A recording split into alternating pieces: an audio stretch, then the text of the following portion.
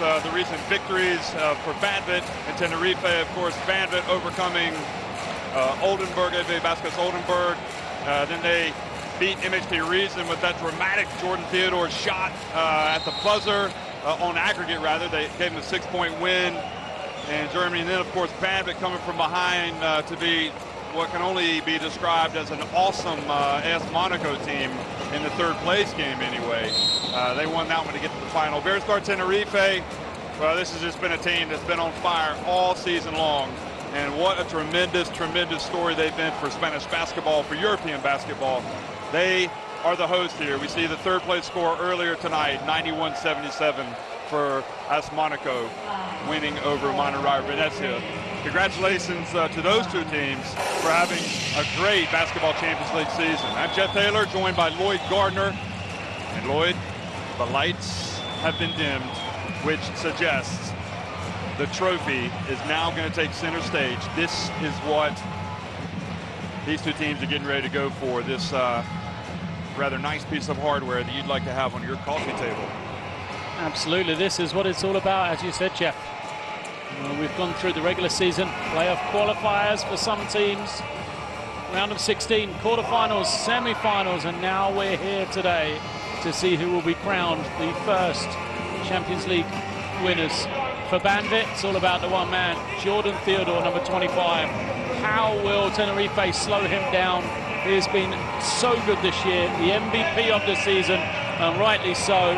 For Tenerife, completely different. They had two players in that All-Star 5, but they are all about team play rather than individual brilliance. Chus Vidareta has done a magnificent job, as has Sasho Filipovsky for Banvit.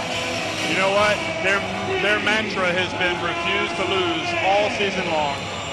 It's that type of attitude which has allowed them to be among the best teams in Turkey.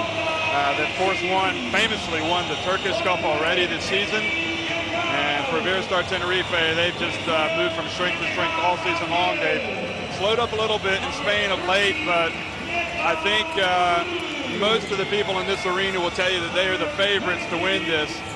And this Banvit team has got its work cut out, but if any team can kind of beat the odds and go out and get a big win on the road in hostile territory, I think it might be Banvit.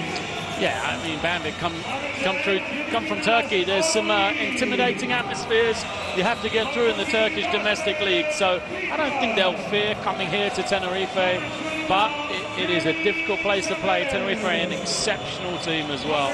As you said, they've gone through some hard times last couple of weeks in the ACB, but they've been up there, you know, fighting with everybody else in Spain, the top of the ACB, and that shows you the quality of play that they have, despite the fact that, you know, arguably they don't have any of those true individuals, a person that can change the game, perhaps in a way that Jordan Theodore can. That was Sasho Filipovsky. Of course, Theodore, the MVP of the competition. Sharona is here tonight, again, wearing the wedding dress. And really, Nico Ricciotti, the captain there, missed the early part of the season through injury. We can expect him to start again tonight. Mamadou Niang, the impressive youngster, didn't get to play the other night, but he's certainly one to watch for the future Ferenbasis. Iberostar Tenerife, who brought in Tariq Kirksey there late in the season, you know, they do have talent. They probably don't get recognized enough for the talent that they have. Tem Abramitis, you know, these are players that could play really for any team. And what makes them successful for Chus Vidareta is that they play as a team.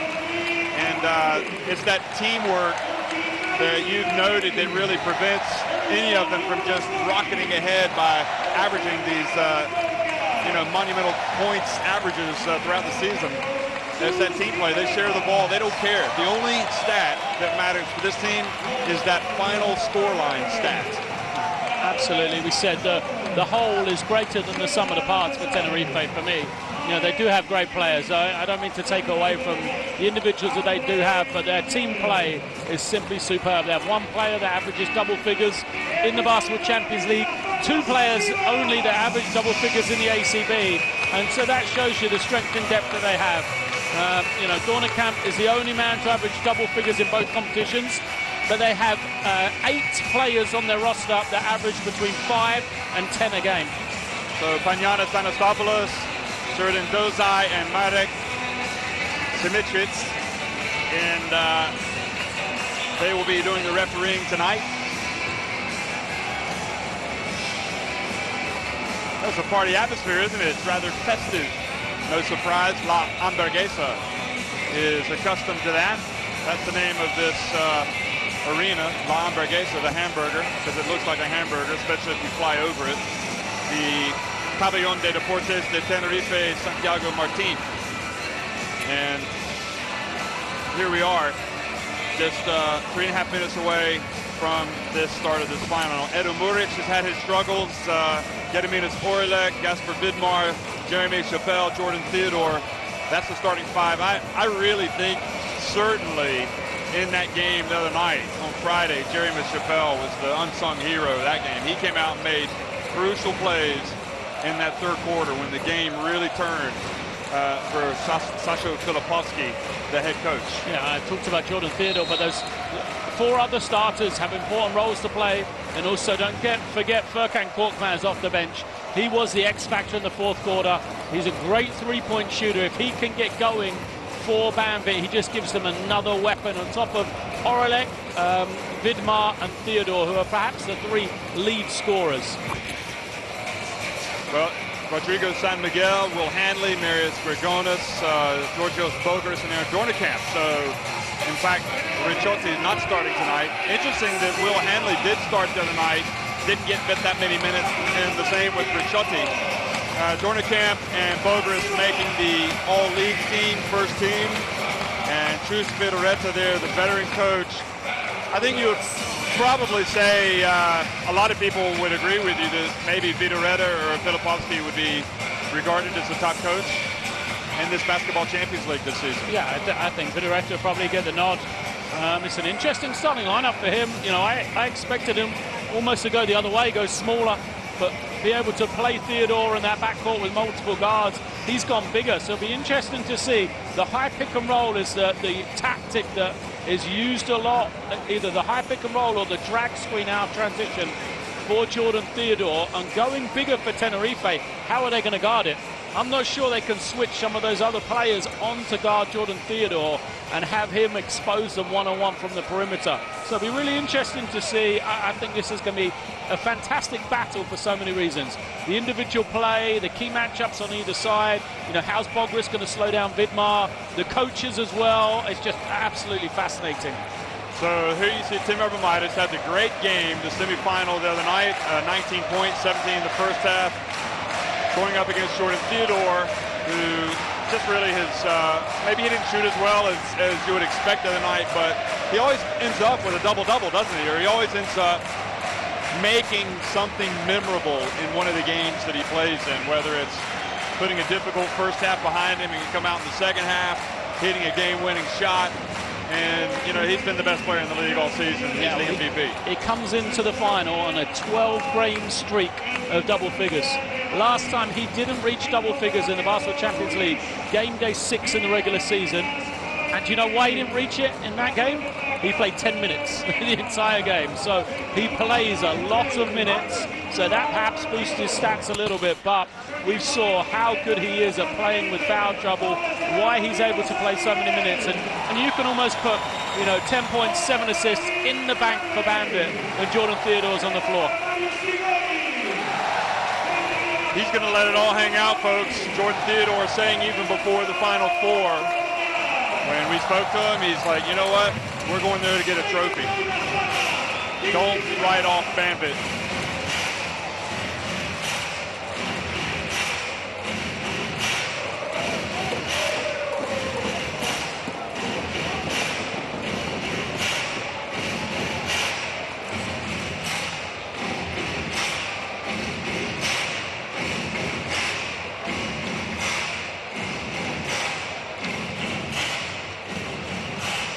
Well, hello everybody, basketball world, wherever you're watching it, whenever time it is in your part of the world. It's the early evening here in Tenerife, which is one of the Canary Islands off the coast of, well, way off the coast of southern Morocco. is the Basketball Champions League. It's the inaugural season, and we are at the climax. The final between Banvit in green and Iberostar Tenerife in yellow, and it's Banvit with Gasper Vidmar that has won the opening tip. Now, Gediminas Orlik, he was crucial in that last game. He's backing up Dornekamp, and a little bit of fadeaway. The Lithuanian misses, and the ball goes out of bounds. Vidmar kept it alive, and they'll get a new 14. That's the advantage of the bigger lineup. It takes away the threat of, the physicality of Chappell in the lane and that post game of Orlik as well. Edo Muric has got to step up for me today. Yeah, Edo Muric really struggled in the last, and he's had some season-long struggles. And for a Slovenia international, he's got to step up. Gediminas Orlik, three, and that was too long, and Muric sneaks in there, gets the rebound. And you know the Banvit don't want to run. They want to control the tempo of this game. Theodore forces his way in. Now, here they go. They're off to the races. And San Miguel brings it back out. What an electric environment. This is La Hamburguesa. How do you like your hamburger, your La Hamburguesa? Spicy? Well, it is. Bogris from the line. And Chappell goes up, and an impressive rebound from him. Theodore gets his way in the lane. Vidmar. Orlik again. And is there a foul or travel? Wow. And they have called the nudge from San Miguel. So Orlik goes to the line for potential three-point play. Defensively, I don't like the start of Tenerife, I've got to say. Jordan Theodore's getting in the lane at will already 3 times. He's kicked it out once to a three-point shooter who wasn't quite ready. He hit Gasper Vidmar for a layup. He wasn't ready either, but, I don't think you can let Jordan Theodore into the lane that easily in this game, because he's not going to stop. It's not like he's going to be the teams we saw yesterday where he'll have a great first quarter. He will do it all game long. Interesting, they want to get Orlik going quickly here. So he's got the first 3 points. Now Grigonis for 3. Good! So the 2 Lithuanians have come out and scored the first points of the game. Tenerife just got so many interchangeable pieces. Grigonis, Hanley, Dornekamp can all change spots so easily. And now Dornekamp sneaks in there, takes it away. Dornekamp is an absolute pest on defense, and that is a big praise for him. San Miguel misses the long 3, and then the reach and the foul by Grigonis.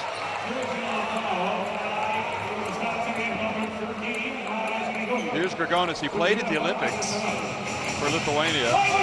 Just kind of at the start of what looks like a great career.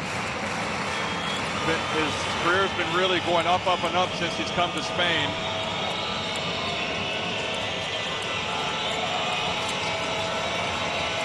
Been here for a few years. Well, I see Muric be a threat there. It's nice to get it inside to Vidmar. Vidmar got to where he wanted, but he didn't finish. And Bogris did a good job of just not fouling. Now Chappell picks up the foul on Grigonis.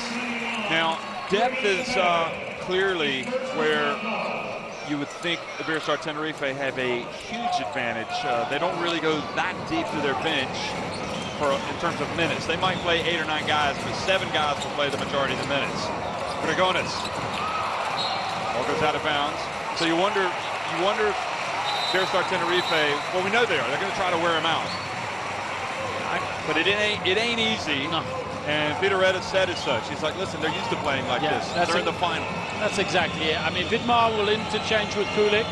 The other 4, Muric will go out and Korkmaz comes in. That's about it. Orlik, Theodore, Chappell play a lot of minutes. Well, Orlik played the entire game in the semifinal, and Theodore did all but 3 seconds. Shot clock winding down, and again, Vidmar doesn't score. Tenerife are giving up that three-point shot to Muric. He's got to try and step up, or he'll have to go out early, get Korkmaz in. And Dornekamp, or Hanley rather, travels. And Vidmar falling back. A little bit of frustration coming from him, number 14. Was he wanting the charge to be called? No. I think he's frustrated at the two misses offensively. Yeah. 2 point back opportunities for him. Theodore, and another rebound. This one goes in for Vidmar, the putback. We saw an incredible defensive intensity with Tenerife on Friday night. We have not seen that here in the first 4 minutes. You know, no physicality, no pressure on the ball in any shape or form. San Miguel gets it to Dornekamp, long jump shot. And Grigonis, that was a terrific rebound from him. San Miguel, good! Rodrigo San Miguel. Might fire up the crowd though. So if that inspires his defensive end for Tenerife.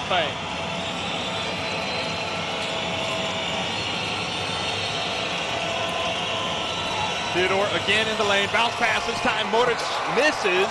Ball kind of slipped out of his hands, I think. 1 on the clock, it doesn't know. Oh, it's a kick. Goodness gracious. The ball rocketed into the stands. It was kicked.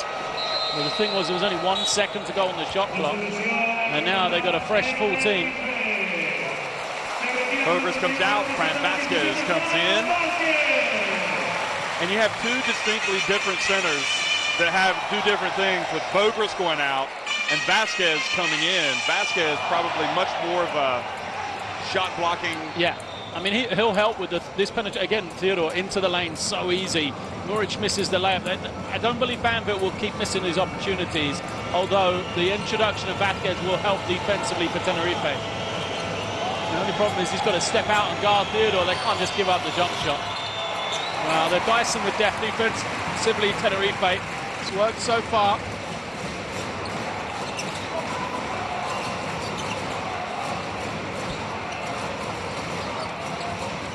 San Miguel's just knocked in 1 3. He's going to look for another one. Grigonis, it's on line. It's good. I think in terms of pure talent, he might just be the best player out there. I mean, he has got a beautiful stroke. Yeah. Offensive foul. Turns it back over. He is fired up as well. I said, where's the energy, the passion for Tenerife? He's bringing it right now. The crowd's into it too. See the three-point sign from him. First foul. The foul was on Orlik. He didn't pick up his first foul the other night. So I think the 4th quarter. He was like the only player that didn't get into foul trouble for Banvit.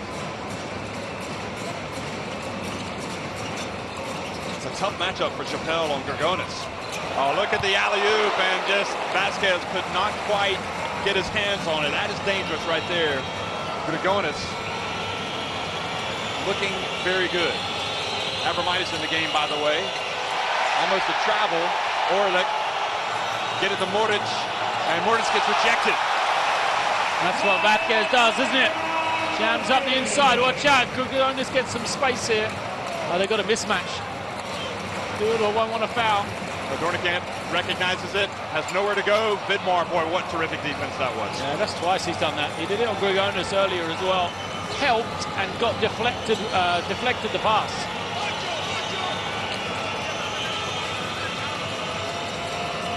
And boy, that again is great job from Vidmar establishing position. He's played really well so far, Vidmar. I know he hasn't scored, misses a couple of easy opportunities, but help defense down here, highest of levels, and doing what he does. He's playing at captain's minutes. Yeah. It's going to be the high screen. Here it comes. Orlik, it's on line. Nope. Got a lot of rim, stayed out. Didn't get any love from the iron.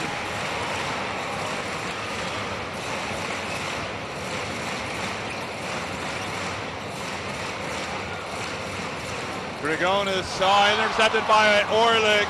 He's off to the races and lays it up and in. I think Devin White needs to come in the game in a minute for Tenerife. Just has worn Theodore down a bit now, bringing that explosion off the bench that he can bring. Davin White just looking on right now from behind the referee over there. Here he comes. He's going to come with Kirksey.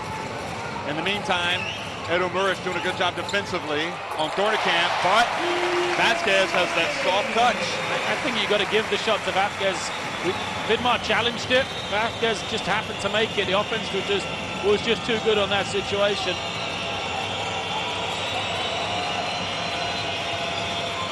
Theodore rejected by Vasquez. He is. I mean, that's twice, isn't it? He's just erased the penetration. Vasquez, great job from him. Well, we talked about what he does well. He just kind of says, no, this is not going to happen in here while I'm in the game. Okay, going us out, Thornekamp out. Quiet start from Thornekamp. Davin White checks in. And Kirksey, who's a savvy veteran. He wants small here, though, so it'll be interesting to see can Chappelle get on the glass or use the kind of physicality he has over Devin White. Orlik for three.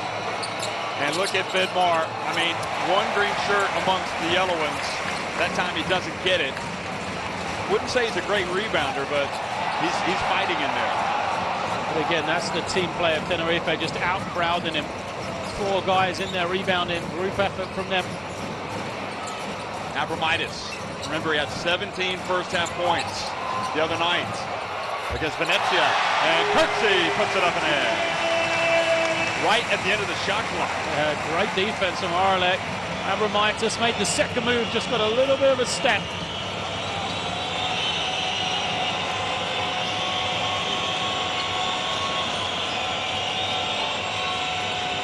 Theodore needs to see the ball go in the basket.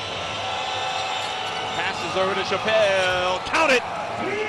In the same way, I think Devin White valuable for Tenerife. Look for Kulik to come in soon for Banvit as well. Just his three-point threat, or even Korkmaz, who's going to the bench just to free up the middle a little bit more than for Theodore now. Davin White for three. That's what he does. He's a scoring punch. So creative off the dribble. Devin White gets into the lane, or he can knock it down off the pick and roll for three. It's a three-point shooting. It's the difference right now, isn't it? Lights out from Tenerife from beyond the three-point line. Well, we saw Chappelle hit one. Maybe we'll have another one here. Although he's got White on him now. Here's Muric. Vidmar, offensive rebound. That is a man's rebound right there. Yeah. He's played great. You know, I was just saying, I think Banvit, you take him out, you put Kulik in, and Vasquez can't just hang around the paint as much, though, to block shots and help the way he was in the penetration from Chappelle that time. So it'll be a different game when Kulik comes in, but now it's the Korkmaz is the sub. So where they've been helping off Ido Muric, now you can't do that off Korkmaz, because he's such a good shooter when he has his feet set. This could be a difficult matchup for Korkmaz, guarded by Kirksey. And 3 seconds violation. The only reason why I say that is because Kirksey knows how to play the game, doesn't he? But on the other hand, the athleticism. Yeah, I think at this level, at this moment in time for Korkmaz, you know, he's the threat, the spot-up shooting threat. And Kirk said whether he can help and still have the speed to recover. Back to Korkmaz. Chappelle up high now, Davin White. Vasquez set the screen. Davin White. Now Farron Bassis, one of the point guards in the game. And what defense by Chappelle. So now, tough pass by Bassis, but we saw him make that alley-oop pass the other day to Vasquez. But watch out, the pick and pop with Kulik here. Shot clock while traveling is the call on Chappelle.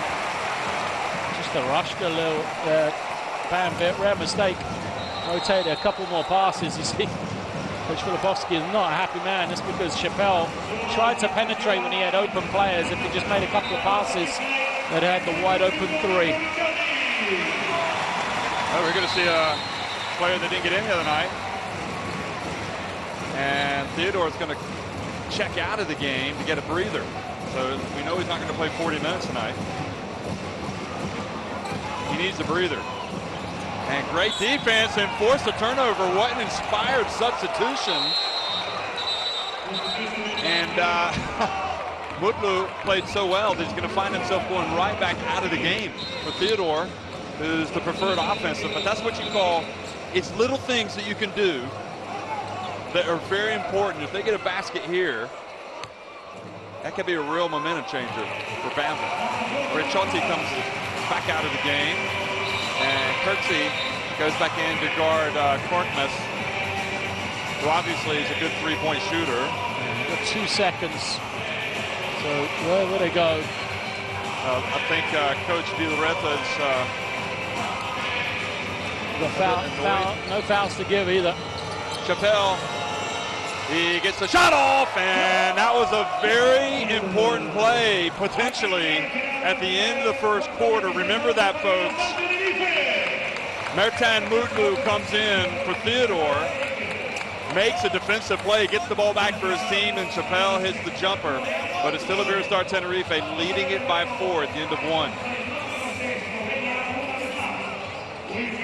I'm going to say, if I'm Banvit, I'm pretty comfortable, even down 4 right now. I don't think they played at all well.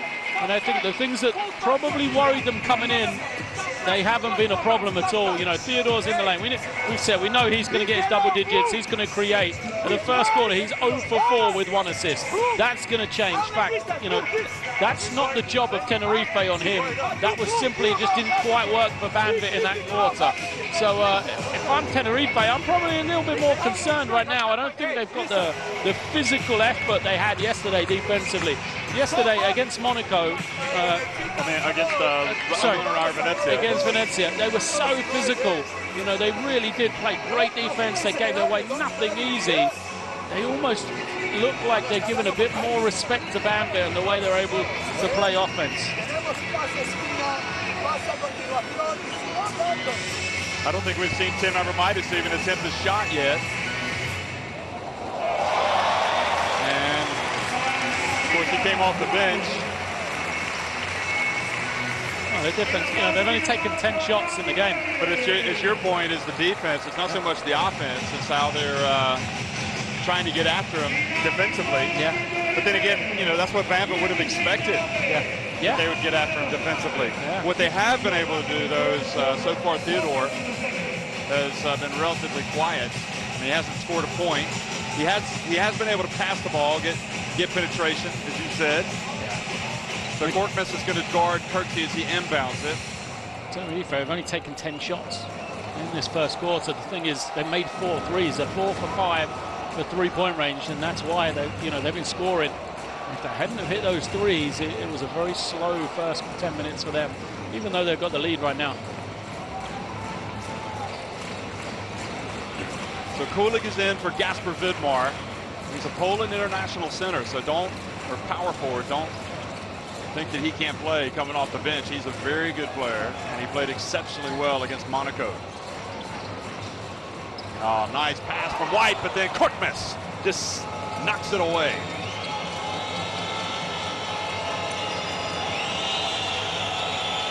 Theodore Korkmaz.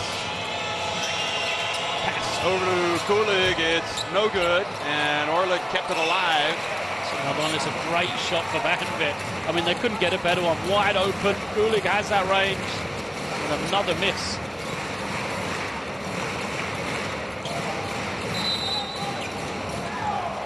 And another foul.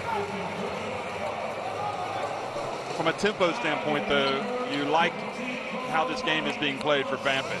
And the reason why, one reason why, is because of the approach defensively of Iberostar Tenerife, but they can turn it up a notch. I think everything's working for Banvit right now. Tenerife, though, they have the potential to change the game, so that's the difference. Bounce pass, well, they're going to get another jumper attempt. Vasquez and Orlik, look at Kirksey in there, making the veteran play. Get it back to Bassis. And you know what?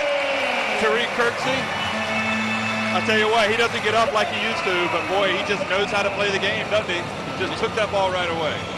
For sure, and if you're going 5 for 6 for 3, you don't have to make too many shots shooting at that percentage. And Theodore was able to get the shot off. and draw a foul, desperate perhaps to see the ball go in the basket, will earn the trip to the line. Well, what we know about Jordan Theodore from Friday. Look at that. Yeah. I mean, Orlick's got to do better there. Yeah, he just didn't know he was there, did he? Great play from Kirksey. What we know about Jordan Theodore from Friday is if he's struggling from the field, he finds a way to get to the line. So he contributes points even though he's not making his jump shot or not making field goal. Gets the line, keeps it ticking over for his team, keeps them in touch and distance when they were down, or is able to push that lead out when they start to get in the lead.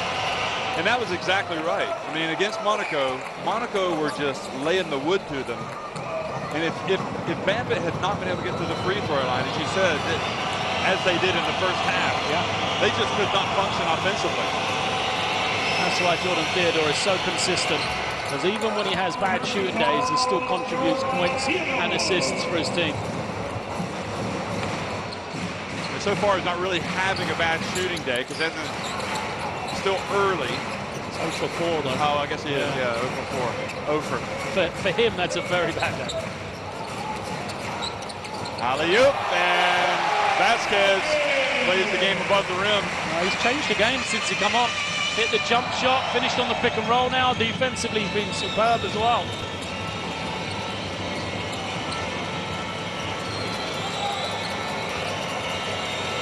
Look at Theodore using the screen. Bounce pass and good recovery from Farron Bassett.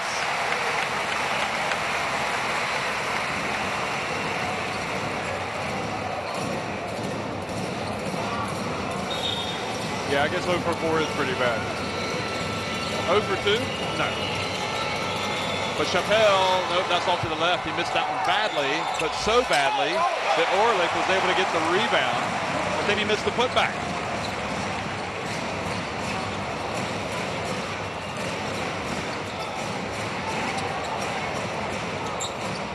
Abramitis.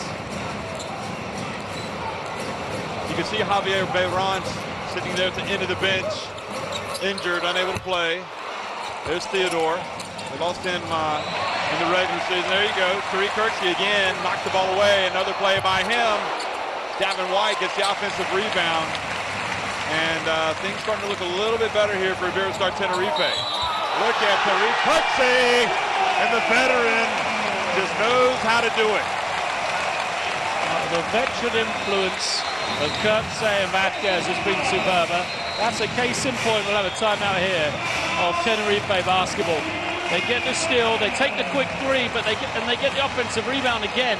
Defense gets back, and you almost breathe a sigh of relief if you're Banvit, thinking you're okay. But then straight away, what happens? Kirksey recognizes wrong man's guarding him, goes into the post, bam, low post and one.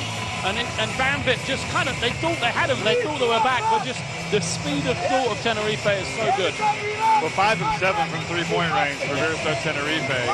And I think it was 2, definitely 1, if not 2, came after offensive rebounds. And the percentages, you know, that sums up a lot. I think Banvit have got great shots, but they've shot it really badly from the field. You think about a lot of clean looks that they've had. Orlex had a couple of threes he missed, he could have made on another day. Chappelle committed the travel. Theodore's missed a couple. Kulik missed that open look. I think that Banvit have got a run in them if they can just keep within touching distance. It's interesting because Iberostar Tenerife only have 2 offensive rebounds, but they've been able to punish them after both. Banvit have actually done a better job on the offensive glass. But don't forget, Banvit have missed a lot of shots, so there's more opportunity for them to get the rebound. You know, when you're shooting 5 of 7 for 3, there's not really a lot of offensive rebounds for you to try and grab.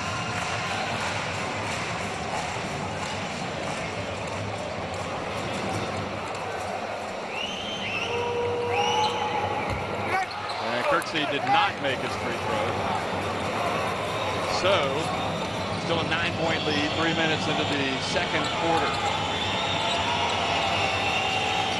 Orlick, pump fake, gets it back to Tolga Getson that's come in, and Getson, boy, that's a rather nice contribution right off the bench. I'm a big fan of Getson. I would feel like he should play more. Abramitis now short, and this could be a big swing in momentum here. That was a big shot by Getson.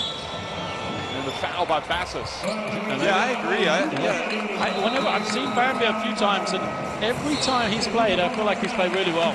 They play him at the point as well. He handles the ball as a big forward. It's really good. And maybe they found out the way to guard Tenerife for three then. Just break down defensively, leave them wide open. They just missed one. Such a good look.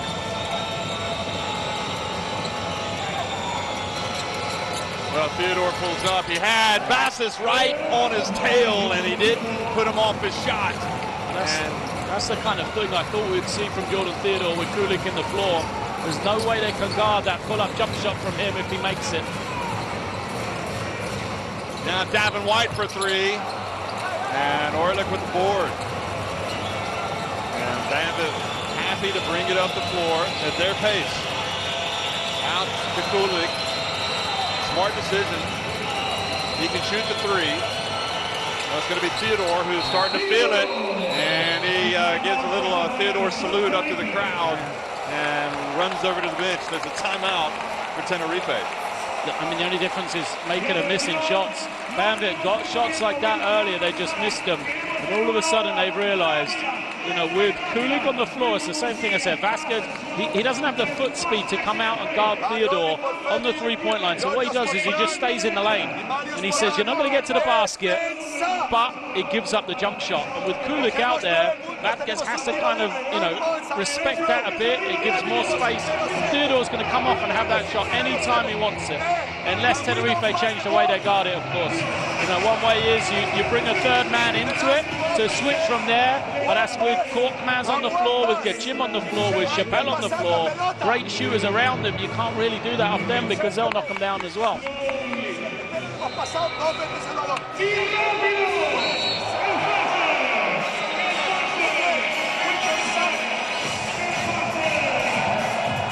Well, now he's got 6 points, Orlik with 5, and Chappelle with 5. And again, it's worth remembering that was the shot right before the timeout, but it was the one by Getchum which really kind of,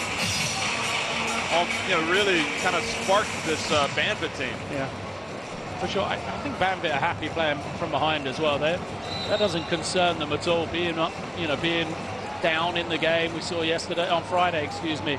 They were down in that. It really fazed them too much. They know the way they play. They know how to be successful. And I think Tenerife got to come with more pressure defensively. Grigonis, he's going up against Korkmaz. He got the pick. Now Bogris puts it up, and Korkmaz with the rebound. And the advantage with Korkmaz is he can push the ball up himself.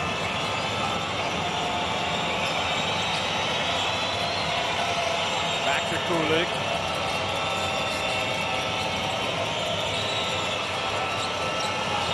Orlik now is going to go to work on Kirksey. Passes to Korkmaz.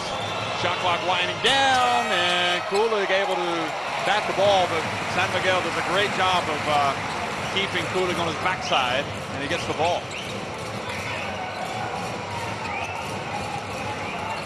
Grigonis gets it inside.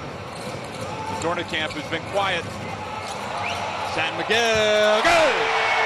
He's played well, hasn't he, San Miguel? Defensively on point, second three for him now as well.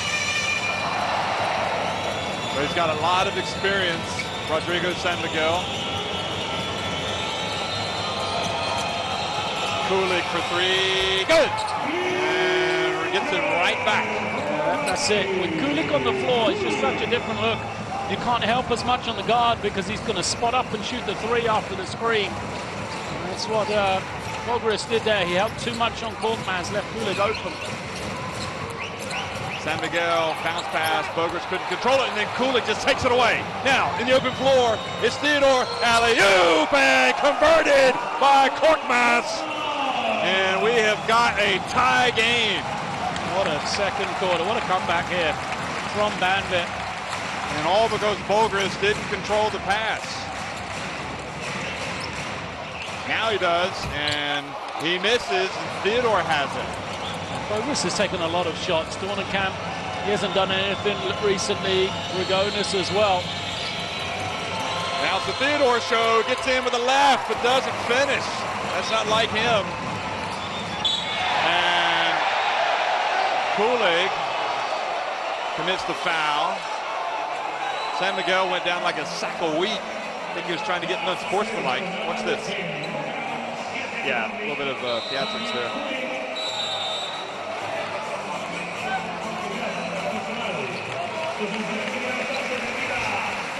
San Miguel's been good, though. Yeah, he's been brilliant. Look at this. Couldn't quite get there for the rim rocker, but he has got the elevation, does Furkan Korkmaz. Remember, the Sixers owned his draft rights, and Brian Colangelo was presumably here watching him the other night. There's another three from San Miguel. Oh, the corner three from San Miguel. Dropping tonight. He just does what they need him to do. Yeah. And right now it's score. Boy, they are putting in some threes, aren't they? They can't keep this up, though. Surely. And a foul. I mean, at some point you do become slightly concerned if you're Tenerife when you look down at your offense and 21 points of your 29 have come from three-point range. Yeah. I mean, that's like, you got to get something else working. No, absolutely. As I said to you at the end, I mean, in that first quarter with the early timeout, I think Banvit are playing better than Tenerife right now. But Tenerife just shooting the absolute lights out. That's the equalizer, isn't it? The three-point shot has just helped them stay in this game, stay in the lead as well. Theodore's going to get another break. Is he okay? Wants some treatment over there. Yeah, Mulu's coming in, and we're not sure what the problem is with Theodore. But Mulu came out and made a nice play defensively. Now gets him, and just kind of lost control. Was able to get it back. Korkmaz for three. That was rushed. And then Dornekamp getting tangled up there with Kolga Getchim.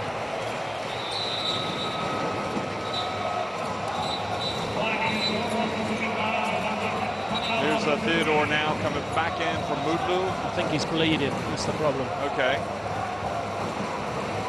So he has to wait. Oh, he got hit above the eyebrow. The corner of his right eyebrow. That's nothing for the former Seton Hall player. He's a New Jersey guy. Where he comes from, they play with that kind of stuff. And that was from the line. Boy, he is just poetry in motion, really. Another shot from Tenerife there. Rather Bogra shooting the jump shot from that range is Gregonis. Theodore's got to watch it. Looked like Gavin White was trying to bait him into an elbow there. Gets him. Kulig controlled it. Gets him for three. That's off to the left. Dornekamp able to get the rebound before it went out of bounds. Well, they've kind of weathered the storm a little bit at Iberostar Tenerife. They've gone back in front by 5, and they've got the ball. Abromaitis left open. I just feel like this lineup offensively is ready to explode for Tenerife. So many guys haven't really got going yet. Dornekamp and Abromaitis, White, all three of them waiting. Orlik on target. Nope. It was online.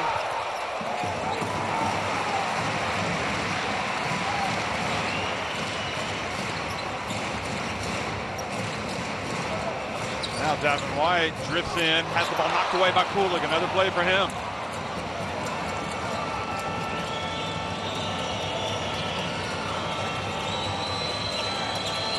Theodore.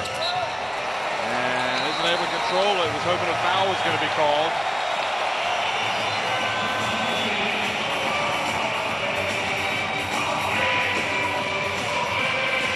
It's a low-scoring half. Orla goes out. So you have to say, from that standpoint, it's to the advantage of Banvit. Yeah. At this stage, they're controlling it. But Iberostar Tenerife, they didn't really click on all cylinders last night. Here's Gregonis again, and he just met a wall at Gasper Vidmar. And it's interesting, they got a couple of the big fellas in there, Vidmar and Kulig. We didn't see that. First time they played together.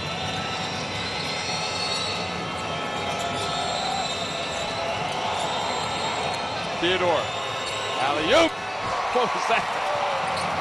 And new 14 as the ball goes out to Kolga Getchim.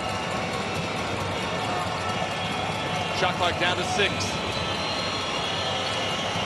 Three-point attempt. It's good. Theodore. Referee telling him to get up, as if he was to say, don't try to get the foul called. Now Davin White takes the three. Boy, they have shot like 2 weeks worth of three-pointers here in the first half of Iberostar Tenerife. And with that last one, they've gone back in front 34-29. 8 for 13 as a team. Incredible. They really have shot it. That's the difference. At the end of the day, you know, whatever you're doing, the game is to put the ball in the basket. And that's exactly what Tenerife have done. Limited opportunities, but the three-point shot is fantastic.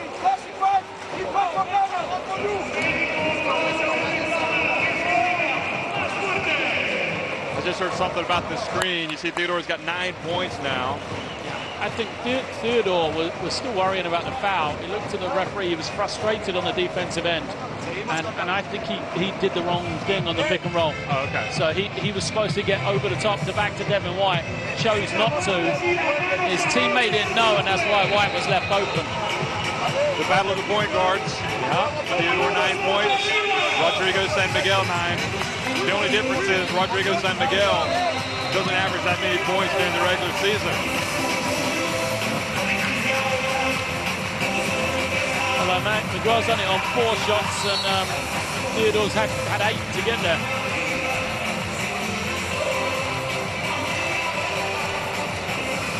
Well, San Miguel's going to sit down here for the final 18 seconds, 19 seconds.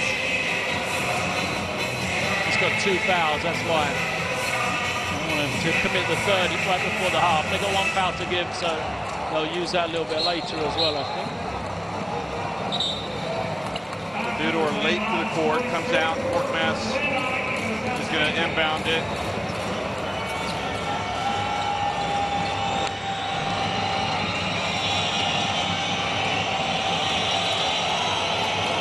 And the referee saying, Filipowski's saying that Korkmaz was going to go.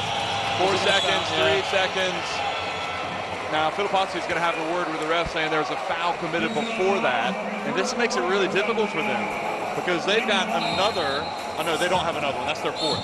So if they foul them again, they've got free throws. So they've got 14 fouls of Iberostar Tenerife.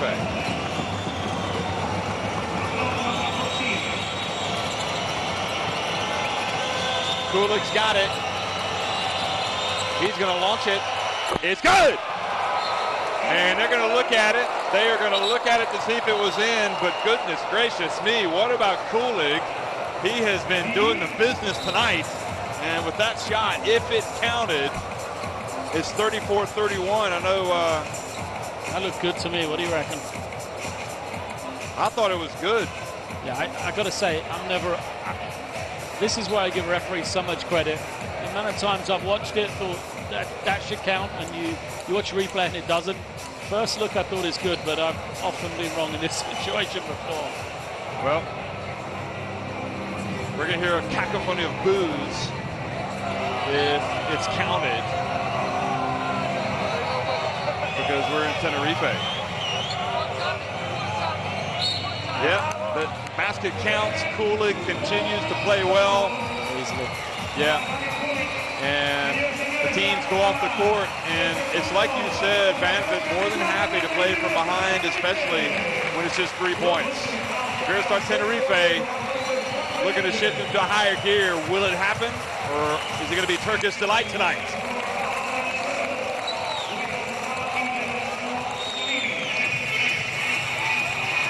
Well, both teams not setting the world on fire inside, but boy, outside it's a different story for Iberostar Tenerife with those 8 3-pointers. Banvit controlling the boards to this stage, and Tenerife with those 9 turnovers. All in all, it's about as even, I guess, as we expected, even if the game hasn't been played the way we might have expected it. Yeah, I think the question is, will Tenerife shoot it the way they have in the first and the second? If they're able to do that, well, it doesn't really matter anything else. If they shoot the ball that well, any team in the world will struggle to stop them. But having said that, if I'm Banvit going into the half, I say, look, we played a great first half. We just haven't finished plays. We haven't shot it as well as we would have hoped. You know, either inside or outside. We know Theodore can get going. Korkmaz hasn't hit a 3 yet. You know, there's lots of things. Orelex 0 for 4 as well. So lots of things as a positive for Banvit that you can spin with the team.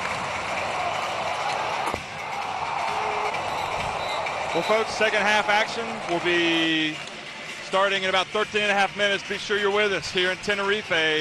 It's 34-31. Iberostar Tenerife on top of Banvit in the Basketball Champions League final.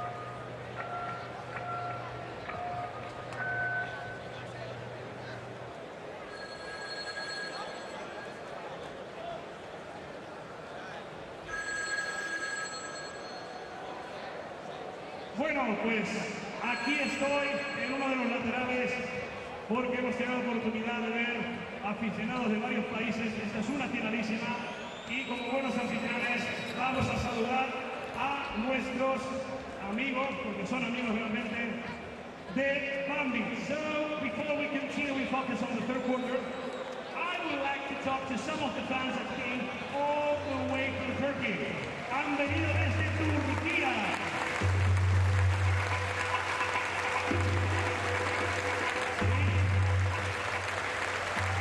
I wanted to speak some Turkish with them, but they speak English.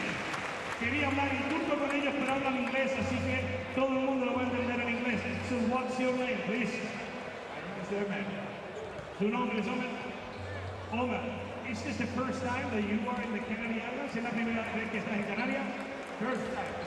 Great island, very nice people, very good food, lots of nice environment. Thank you very much for the hospitality. No necesita traducción. Este es el first grade, este es el baloncesto. This is basketball, ladies and gentlemen. Thank you very much. Enjoy the rest of the final and may the best win. Thank you very much. Gracias.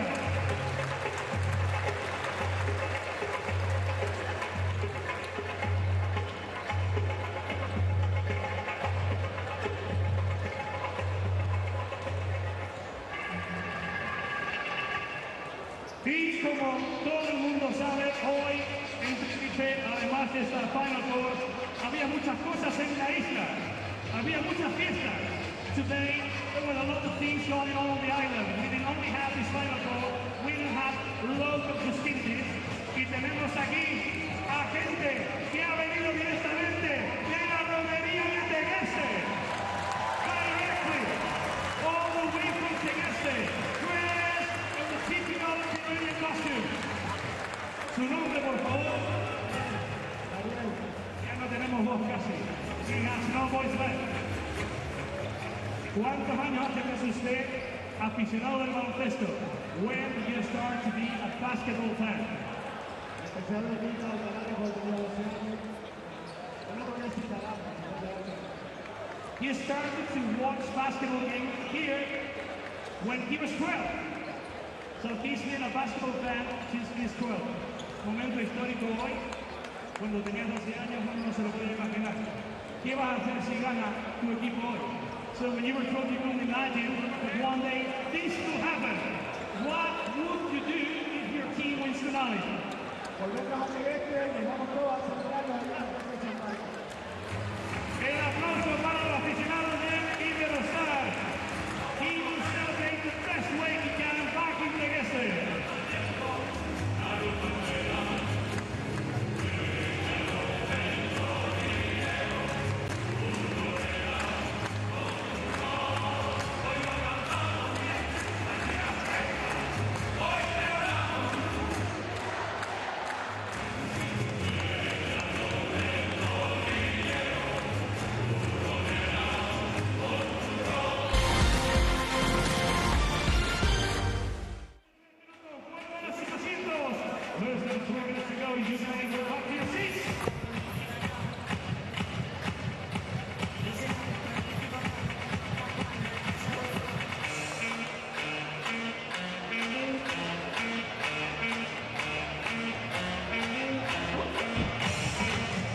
Well, there it is, folks, the trophy that both the Iberostar Tenerife and Banvit are aiming to collect in another, what, you say 30, 45 minutes or so? However long this final goes. This was the final basket of the first half made by Damian Kulek, the Poland international. A long one, making a very difficult shot, but making the type of shot that perhaps reinforces this idea that this Banvit team might just be a team of destiny in the Basketball Champions League. There was another shot, remember, that Tolga Getcham made, coming right off the bench, one of the reserves, and there was another terrific play made by the backup guard Mutlu, forcing a steal at the end of the first quarter, or a turnover at the end of the first quarter, which led to a basket for Banvit. It's little things like that. Iberostar Tenerife right now, they lead at 34-31, but you just wonder, might Banvit get their hands on this trophy, the Basketball Champions League trophy, by the end of this game?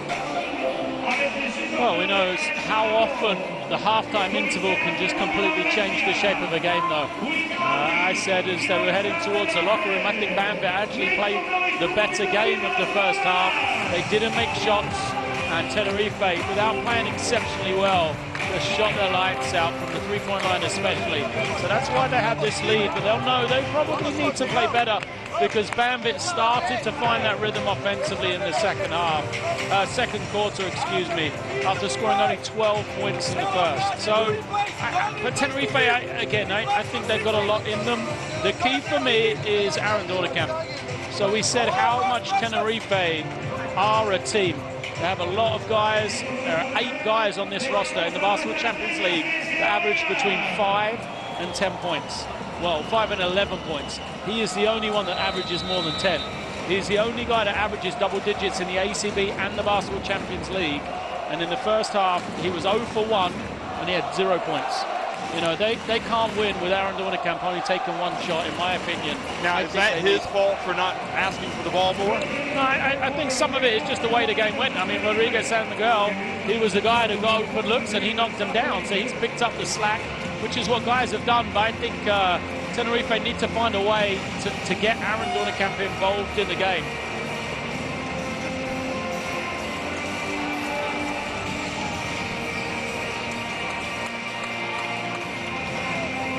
Well, folks, we're at halftime. The second half now just underway. Banvit trailing 34-31 here at Iberostar Tenerife in La Hamburguesa. The hamburger is what this pavilion, this stadium is called. And Vasquez reaching around on Vidmar, and Vidmar did so well, but then just had a weak flick that had no chance of going in. Just left on the front of the ring, didn't he? We saw that's how the game started. 2 chances early. He missed. He could have dunked that. Yeah. Alley-oop pass led him too much, so Vasquez passes it. Now Davin White, it's online, but well short. Air ball, and Theodore can't get hold of it, and bodies everywhere, and the ball will go over to Iberostar Tenerife. 6 players on the floor. You got to love that, haven't you? That was Abramitis wincing a little bit. Hopefully he's okay. Stretching out his knee.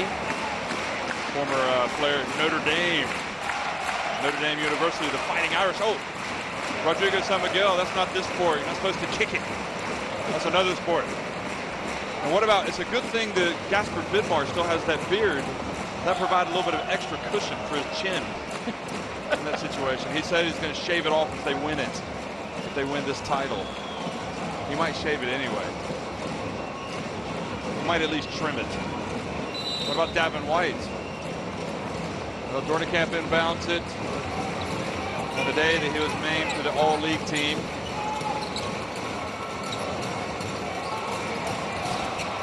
Davin White, shot clock winding down. Abramitis has to put up a difficult shot on the run, follows the miss, and Gasper Vidmar may have caught San Miguel. And what a play that wasn't finished by Edo Muric, and now San Miguel drives in, and he was hoping for a foul. Nothing was called, and now Theodore is fouled. And a little bit of frustration for both teams, especially Theodore. Is he frustrated with Edo Muric? He looked over. I don't know what he's upset about. I'm not sure either. Maybe he's just kind of like fired up. Yeah, but Theodore's got the game face on. This is often, in these situations, I said it on Friday, he can take over a game. Chappelle goes baseline, puts it up. What a strong move. Went right past Rodrigo San Miguel, and there was nobody there to meet him at the basket. And now it's a 1-point game. Davin White. Edo Muric, hand in the face of Dornekamp. They don't want him to get any daylight. Even Vidmar's out on him. Great day. He steps back, puts it up, almost forced it, and now Theodore goes along the baseline and loses it with Abramitis, and San Miguel goes down like the world's against him. His players come up. Watch this. He just kind of lost it, Theodore.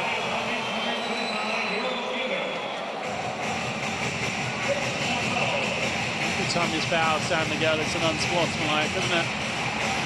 Rare mistake from Theodore. He had it in transition, had the opportunity. Great defense for Casper Vidmar at the end of that shot clock down there, though. Still just a one-point game.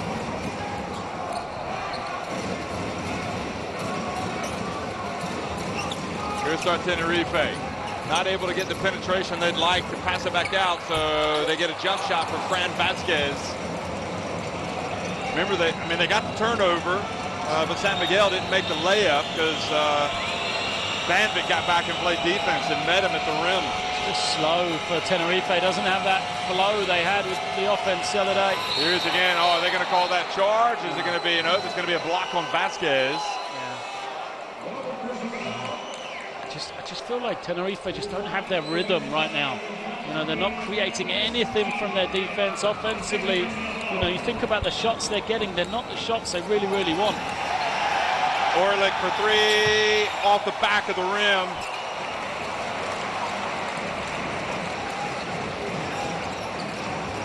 That's an interesting kind of matchup with Vasquez and Vidmar in there. And now Chappelle comes up high and is called for the hand check.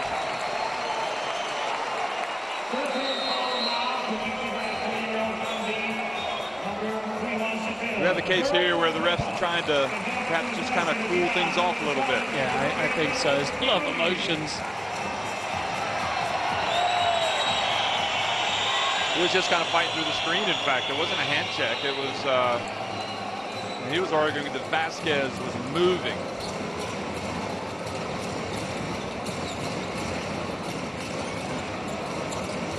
Orlick switches, Grigonis gets in the lane, bounce pass, Abramitis.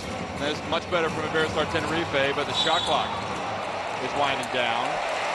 And now a foul called on Theodore using his forearm. And it's only his second.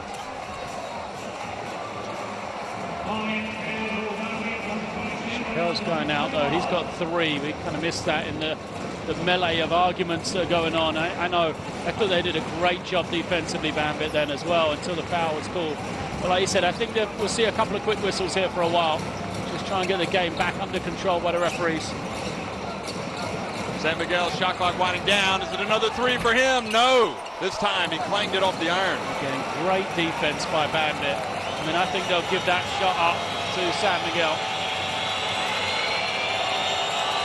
Orlick. San Miguel goes down, and he's going to get called for flopping. Yeah, and the referees were right on it. And he's been, you know, he's a great player, but he's been trying to get that call. Like I said, I mean, he's been fouled 3 times in the open floor, and every time he's campaigned for an unsportsmanlike foul. I don't like to see it, you know. Right there again, he ran into the man trying to get an elbow. He created all the contact. Watch him run into Orlick. There's nothing there.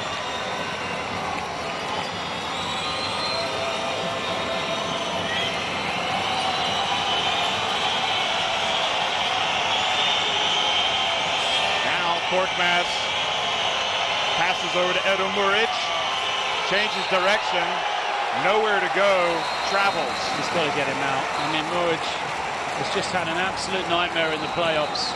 5 playoff games, he's only scored 5 points total across those. I mean, he's played 75 minutes for 5 points, and he's just lost all confidence. He's scoreless in 3 of the 5 playoff games. He's scoreless again tonight as well. 0 of 4 from the field.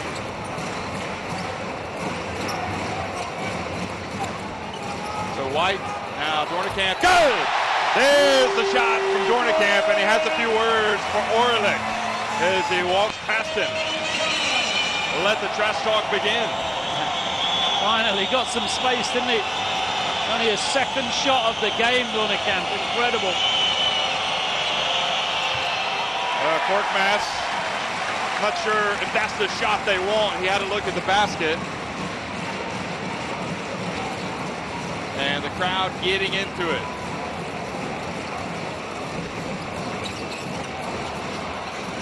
Now Grigonis for three. Good! Well, we wondered if they could keep up the three-point shooting, and they might just be able to. Yeah. I mean, 10 three-pointers, I think, on the night. Was it 9? Yeah, 10 of 17. And all of a sudden, it's a 6-point lead. And again, Banvit haven't played badly. Two defensive possessions, no breakdowns. They challenged shots, but 6 points for Tenerife in this quarter. Both of them three-point shots. The bigger problem for Banvit, they've only scored 3 points, and it's nearly 5 minutes in. The offense has just dried up for both teams, hasn't it, really? Well, plenty of twists and turns to come. You can see Tenerife, 43%. Man, not too much difference really in that stat. Both these teams kind of struggling. The big difference, obviously, is the three-point shooting. I mean, the 10 of 17 from the arc for Iberostar Tenerife, and for Banvit, just 4 of 14. But Banvit had made 4 free throws, and Tenerife haven't even attempted one yet. I know they have. They're 0 for 1. Turksey missed it. Quietly though, Grigonis, what a game he's had. Now this is interesting. We've brought in Loretta. Look at this. Different camera angle, trying to bring you what the atmosphere is like here. Mamadou Yang has come into the game, the young center, and for Iberostar Tenerife. So now instead of having Theodore on the ball, it's Korkmaz, and offensive foul called on Korkmaz. So Grigonis does his job. It's not just about hitting the shots.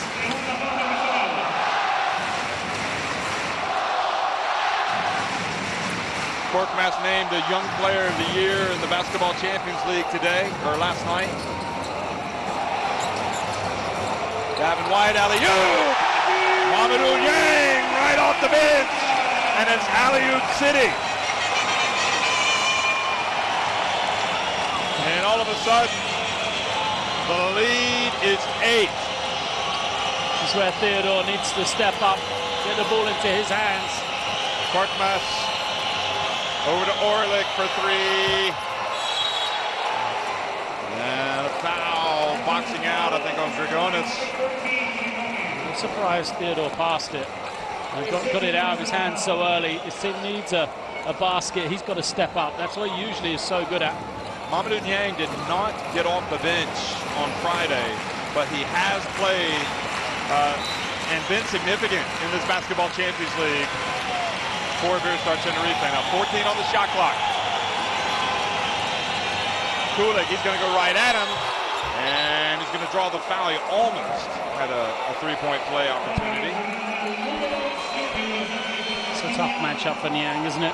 He's out there really for his defense. And kind of decided, I think, that the type of player that Niang is similar to Vasquez, that protection in the paint. So that's why they've gone with him ahead of Bogris. And it's interesting because Bogris was named All-League. Yeah.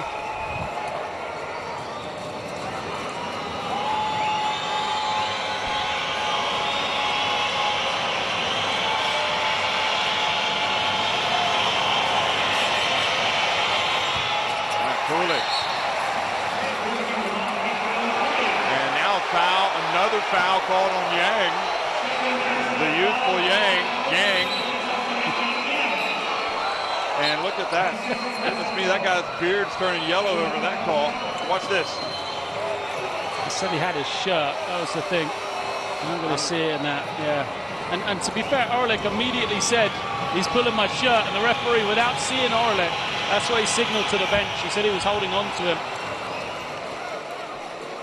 Well, Orlik got some love from the rim on that one, and it's cut it back to a 6-point deficit. Now it's 5. Just Banvit trying to take some of the steam out of this, take some of the momentum back.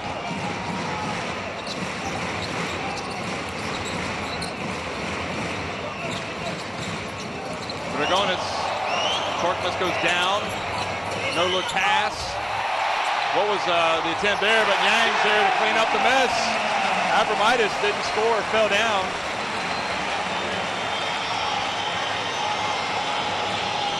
Tell you, you just don't know what you're going to get one game from the next from Iberostar Tenerife. Abramitis has yet to score, and he had a game, he had a team high 19 on Friday. Theodore to Kulik. Oh, beautiful play once again by Theodore and Kulik. And Yang is struggling to cope.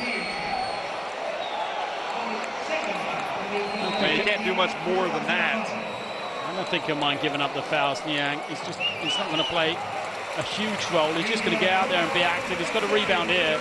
Make sure he doesn't give up cheap ones like he did last time on the box out. But you know, there's no complaints on him trying to get back and block shots. Like I said, Theodore though starting to make it happen a bit off the dribble. Is that going to be the starting point of him trying to take over this game offensively for Banvit?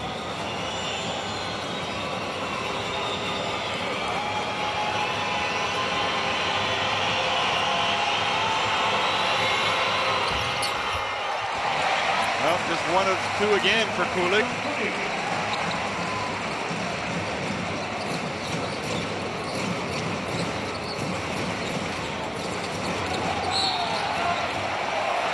And they're going to call a foul on Theodore. Bad on him. Well, they played with 4 fouls and made it through the game. Played with 4 from early in the fourth quarter.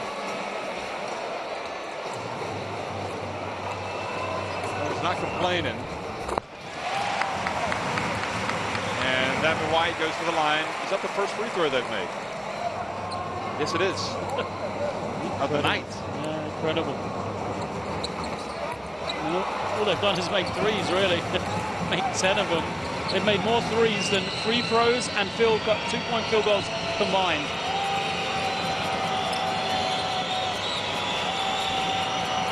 A space of 4, but try and go out. We're going to Niang again. Feels his way, gets inside, and I think they're going to say goal interference. It was on the way down. What do you think? I think the ball's in the cylinder, like right. It's so far down, you can't take it out. Okay, watch. You didn't see it from that angle. No, we can't see it from that. Side-on's better. Here it is. I'm not sure. Well, maybe a break for Banvit on that.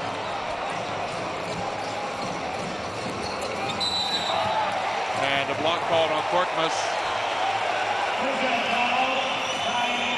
You feel like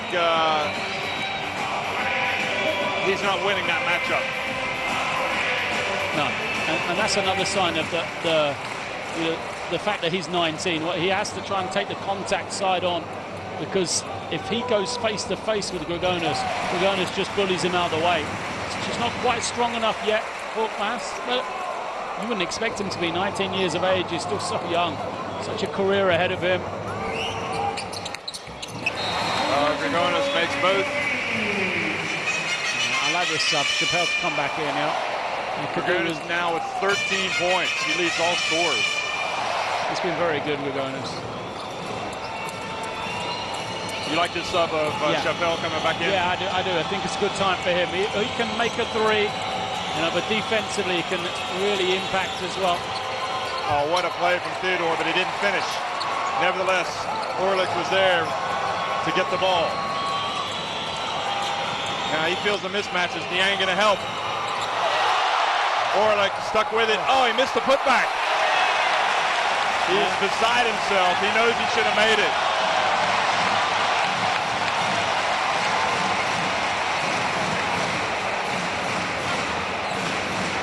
Trying to isolate Theodore here with those fouls. And there's only going to pick up a 4th now. Well, there's a kick, so they're going to put 14 on the shot clock. I wonder if Vidmar could come back in and have more success against Niang. Oh, that's a tough one, isn't it? It's off Niang's leg. Boy, he can get up. You can see with that block. Now the pass to Yang! Look at him.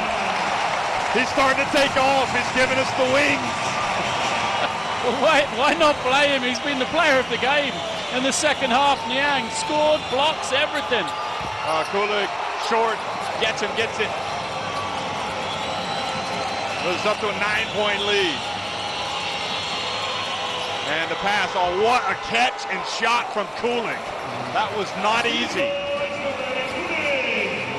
Great play. That's what I say. Oh, Vidmar's going to come back. I just wonder about him being able to use his physicality, and it's going to bring us up on the other side as well. We can bring Vogers back into the game. And great defense again from Kulik. Now 3-on-2 break. Theodore's going to go all the way. He's going to put it up and in. And back to a 5-point deficit. Boy, it's so hard to put this Banvit team away, isn't it? Yeah, you just feel like Tenerife is so far in ahead the way they played in the third quarter. Niang's been incredible, but a 5-point game, it's nothing. Look at Davin White shooting the three. He goes down now. Orlik, it's a 2-on-3. He's going to pull it up. No need to rush. And Gasper Vidmar says, am I ever going to get in the game? I want to go in. Something happened. Stop the clock.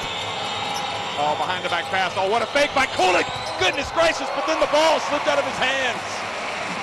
That was going to be one of the plays of the Final Four.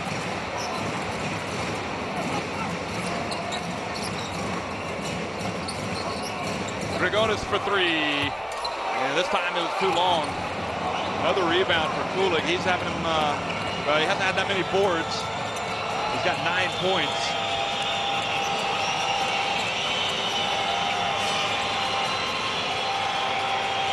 Isolate, let Theodore go at Dornkamp here, surely, yeah. And Theodore pump fake. Oh, my goodness me. You got two of them in the air. You got the man guarding him and the help defender. Well, it's all about, it's not how big you are, folks, in basketball, is it? It's about the fake. It's about knowing where you are. Unbelievable. And with that, Jordan Theodore has 15 points. Believe it or not, he's got a game high, the MVP of this league. So timeout, Tenerife. And I think it's time for Tenerife to start getting a little nervous here. It looked like they were starting to pull ahead. And just like that, Banvit has reeled them back in. Yeah, that's a concern, isn't it? Tenerife, this third quarter, they look like they're on top of the world the way they played at times. They hit the three, they're blocking shots, Niang's dunking all over the place. But as you said, you look at the scoreboard, it's 49-46. Banvit just, still there. The game's going to change again now. Bogus coming in, Vidmar coming back in as well. So the big guys changing will give a different dimension. Don't forget, we've still got a whole nother quarter left yet. So, long time. I don't think anybody could have imagined the impact of Niang. No,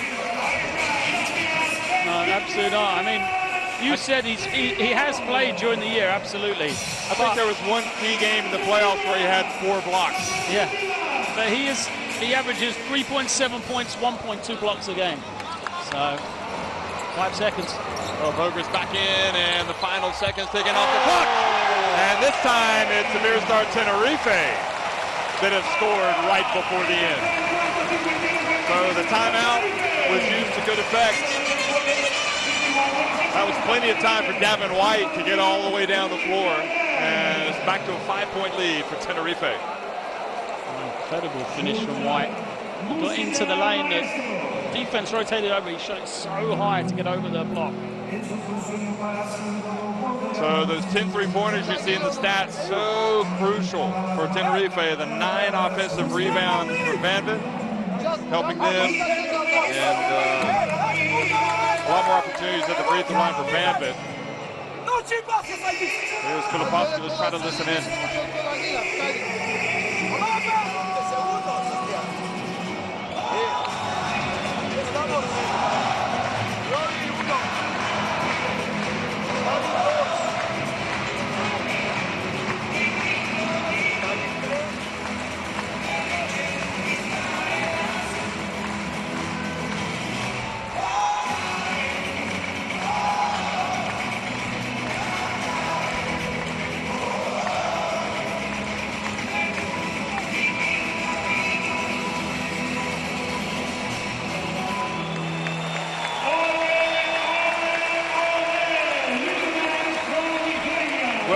now or never for Banvit. They've been hanging around. They come back. Iberostar Tenerife, they pull back in front. They come back. But eventually,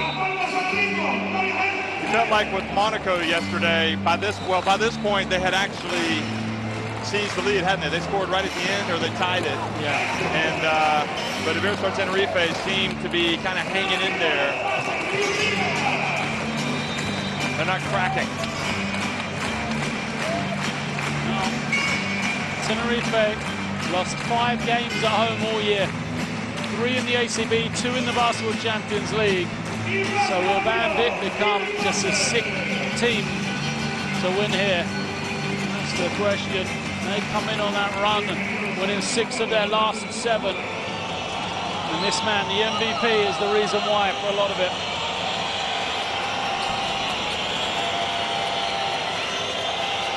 Here's Theodore. And Orlik for 3. And Kirksey with the rebound.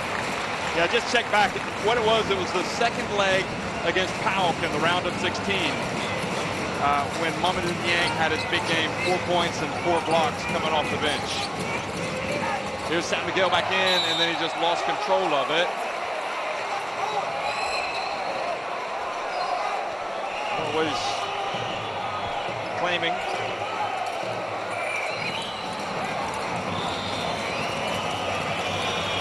San Miguel putting the pressure on the referee. Now Theodore goes behind his back, pulls up for the jumper.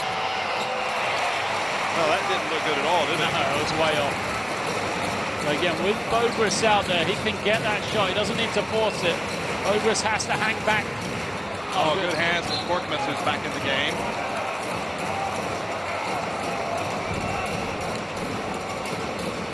Somebody had some butterfingers over there in the VIP section. Tariq Kirksey over to Bogris, right at the line. That's his game right there. Couple of passes, soft shot. He's been itching to get back in the game. First points for Bogris. All-league player. Only got 2 points tonight.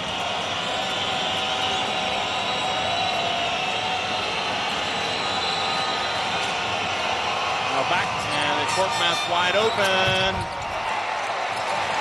Yesterday, those are the shots Korkmaz made in the 4th quarter for Banvit. This time, the Tenerife defense was a step better than he saw yesterday. They got out to him and challenged. Davin White over to Iberostar, who's still scoreless. Now San Miguel, will it be his 4th 3? No. Ball handed off to Chappelle, and Davin White has gone down. And Korkmaz again gets a 3 attempt. It's good. And Davin White saying you better get a towel out there to wipe up the sweat. I don't know why he went down. If he slipped or if it looks like he's hurt his hip. He's going to come out. Watch.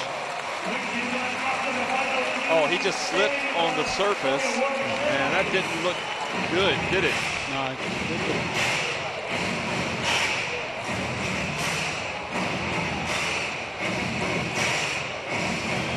Big 3 for Korkmaz, so to get him going,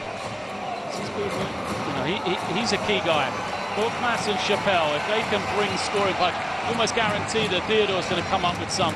But who else is going to help him out? Will it be Orlik, Korkmaz, Chappelle? Who will it be? Well, Bogris has it now. And he goes to Vidmar and then passes it back out. And Gregonis looking for room against Vidmar. Bogris on the baseline, that's short. And Orlik, well, that was a terrific defensive stand. Great defense from Banvit. I mean, Vidmar stepping out, challenges, doesn't let him get a 3 away, makes him penetrate without fouling, and then, the defense stepped up again to switch when Vidmar got beat. Tremendous. Tariq Kirksey almost reached in and forced another turnover. Chappelle. Quickly, they got numbers 2-on-1. Orlik, who's going to put up a 3. Good! Well, he's done it all season, and right now he needs to do it again for Banvit. Back to a 2-point game. Well, the 3-point shot has been all about Tenerife. Now back-to-back 3s for Banvit's got them back into this one. Playing, it looks like, with a real sense of belief, sense of confidence. The defense ratcheting it up, but Dragonis, that's a quality shot from him, and now he's got 15 points. Both he and Theodore are the leading scorers in the game. That's a tough shot. Dragonis. A snake dribble off the screen.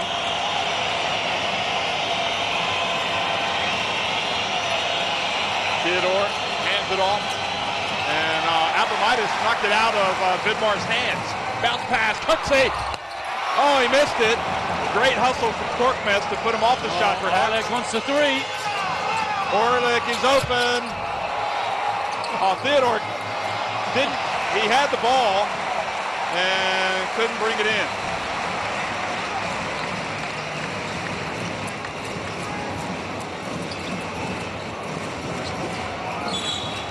Offensive foul, moving screen on Bogris.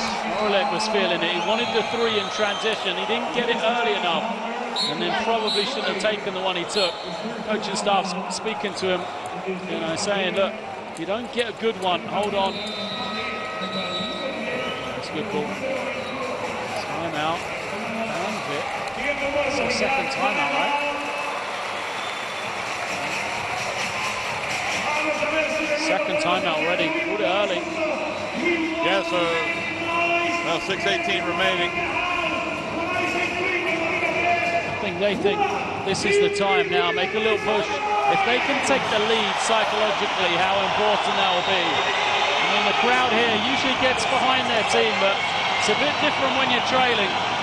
Or they start to feel the pressure, Tenerife, if they do fall behind. Saw that three-point shooting. They had 9 three-pointers in the first half, so they pulled off a little bit there, whereas Banvit have done a little bit more damage at the free throw line tonight, 8 of 10.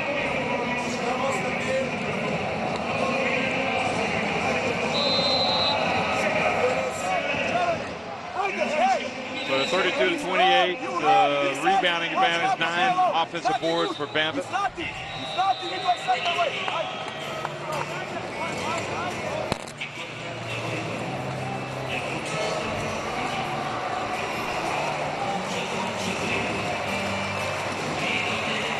Well, no matter what happens, I mean, both these teams have been terrific this season.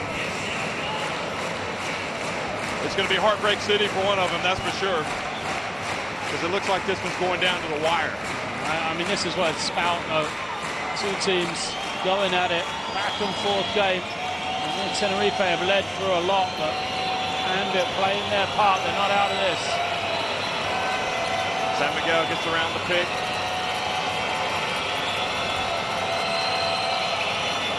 Interesting, San Miguel now on Orlik. He might try to exploit that.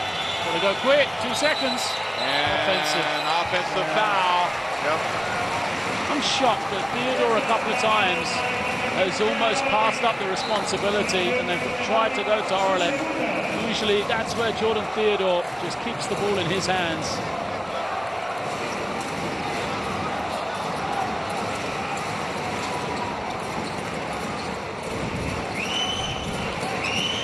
Dragonis inside to Bogris. Little short jump hook. And Theodore with the rebound. Well, they dodged the bullet there. That's a very makeable shot. Theodore. And that's the Theodore you're talking about. Yeah. Why they go anywhere else for this 1-5 pick and roll right now? Vidmar screening for Theodore. Let him just go at Bogris all game. Dragonis behind his back. Chappelle slows him up. And Chappelle got his hand on the ball and forced the jump ball. It's the little things like that. Iberostar Tenerife will maintain possession, the jump arrow in their favor. 5:04 remaining. 5 seconds on the shot clock. 4.4. There. So 4 seconds of it. We said this yesterday. The key things, you don't want to foul. You've got to make sure you rebound, because the shot will come up and it'll be awkward, or it'll come from a distance, often as a long rebound, and you see the offensive team pick up the ball. Well, he takes a very difficult shot, and Theodore brings it in, and guess what? If a three-pointer were to fall here, it would be Banvit lead. He's going to get inside, take it from the free throw line, and Vidmar went crashing to the floor. He gets up.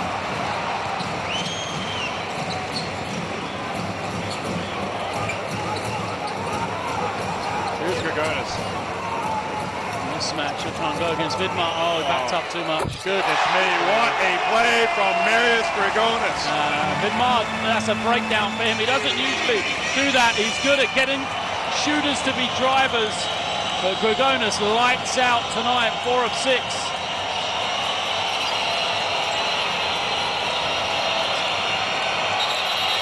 And this time the foul from behind. Well, Grigonis has just been terrific. He's got a game-high 18. Theodore with 17. And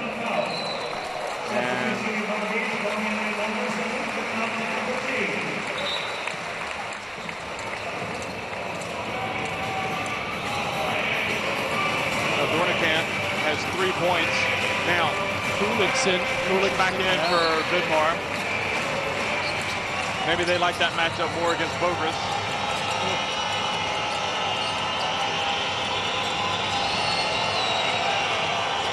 Theodore.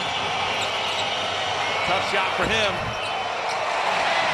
Only yellow shirts under there for the rebound. I think he's got it. He can get downhill, you know, with some momentum. He keeps pulling up. I think he's got to try and attack. Against Bogris, leave Kulik there to rebound if Bogris comes to help. That is the second team foul on Banvit in the 4th quarter.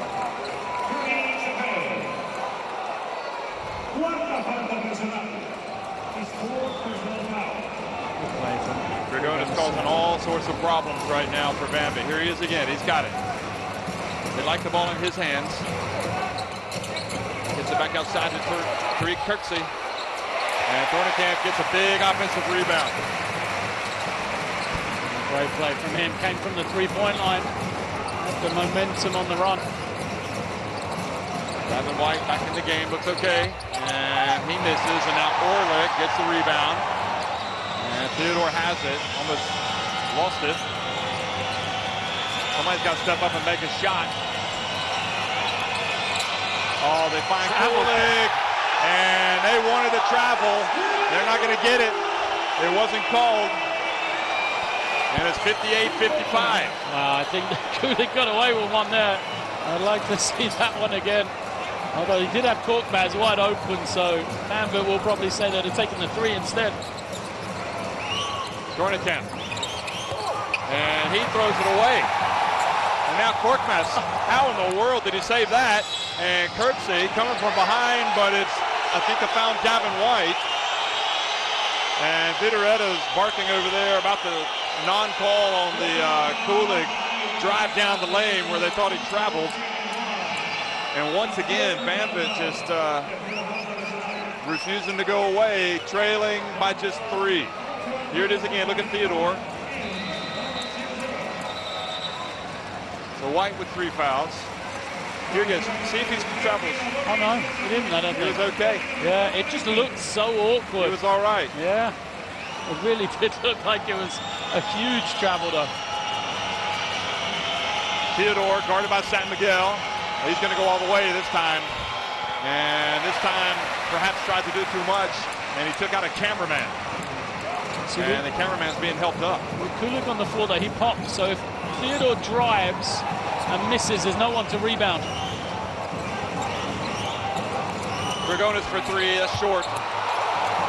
It's a good look, so wasn't it? Shot it so well. Way short on that. Let's see where they go here. Korkmaz running baseline, pops up high. And now he penetrates. He's going to get it to Kulik again. And Kulik! What a finish. Well, Kulik is becoming the man of the moment for Banvit. How did he get it to go? Vasquez is out there. They've saved him for this final stretch. But the eraser he usually is on the shot just didn't work that time.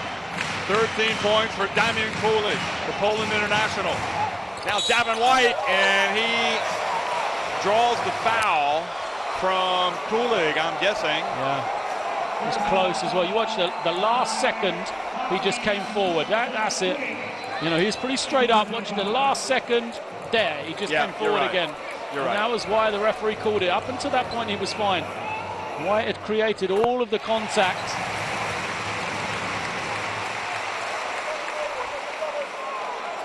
But at most, it's going to be a 3-point game. White now at 10 points. And back to a 3-point lead for Iberostar Tenerife. Oh, big call here. They're going small. So they're going to try and go small against Kulik. Abramitis comes in for Vazquez. Well, Abramitis almost same height. Now Theodore gets it to Chappelle. They find Korkmaz. Pulls up at the line, misses. And Iberostar Tenerife now with possession. Another good look for Banvit. It's been the story of the game. They've had great shots. They've been able to make them.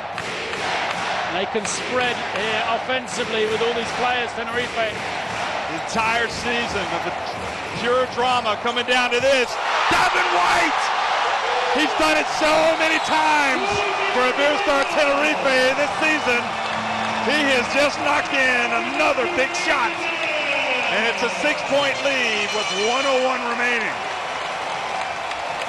Wow, what a shot. I mean, we said it, haven't we?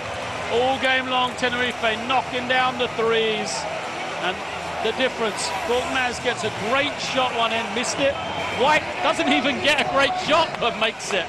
You know, if they do go on to win this game, Tenerife, that's why they just knocked down they just made shots and tough ones all night. Well, Davin White famously won the game at the death at Ciudad Savallino in the regular season, and he also hit the game-winning three at Strasbourg that was crucial for Iberostar Tenerife to get first place. And now he has hit a crucial three to stretch the lead to 6. But it's like you said, Banvit has had some chances. And, I mean, really, there's still, you know, anything can happen. There's loads of time. Yeah, Banvit, you know, they need to go down and score or get stopped. Banvit absolutely will get another shot. They'll get this possession and then at least one more shot. So that's 2 shots. They make 2 threes. Game side. The thing is, they've got to score this possession and then they've got to get a stop as well. Be interesting. Will they go for a 3 or go for a real quick 2 here?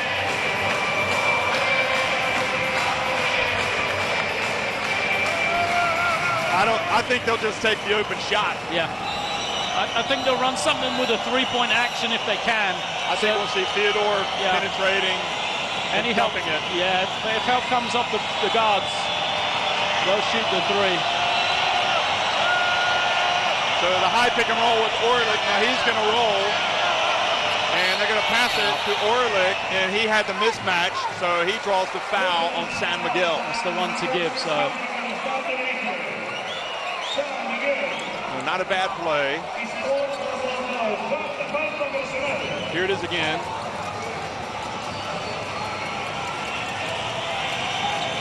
So now San Miguel will be guarding the inbound pass. Or is he going to have his back? No, he's going to have his back to Theodore. Oh, and he's open look, Chappelle. Chappelle for 3. And Orlik for the offensive rebound and putback. They'll take it. He gets it back to 4. The 1 foul to give still, Banvit. Oh. And the foul called on Orlik. So that's number 4 on Banvit. Orlik has 3 fouls.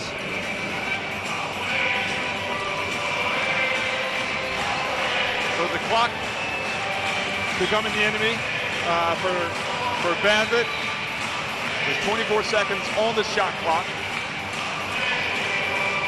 There should be like 20 seconds. Yeah. I think they've missed that one. It looks like they just lost a couple of seconds quickly there. Anyway, Davin White has it up top, guarded by Chappelle. Well, the Iberostar Tenerife don't want to wait too long to where they're rushing up a shot. Theodore on White. White gets in the lane. Oh, he may have gotten away with a push. They get it to Dornicamp for 3, and it was off the rim. And Abramitis got the rebound, and was he then fouled by Jeremy Chappelle? What are they checking over here on the sideline?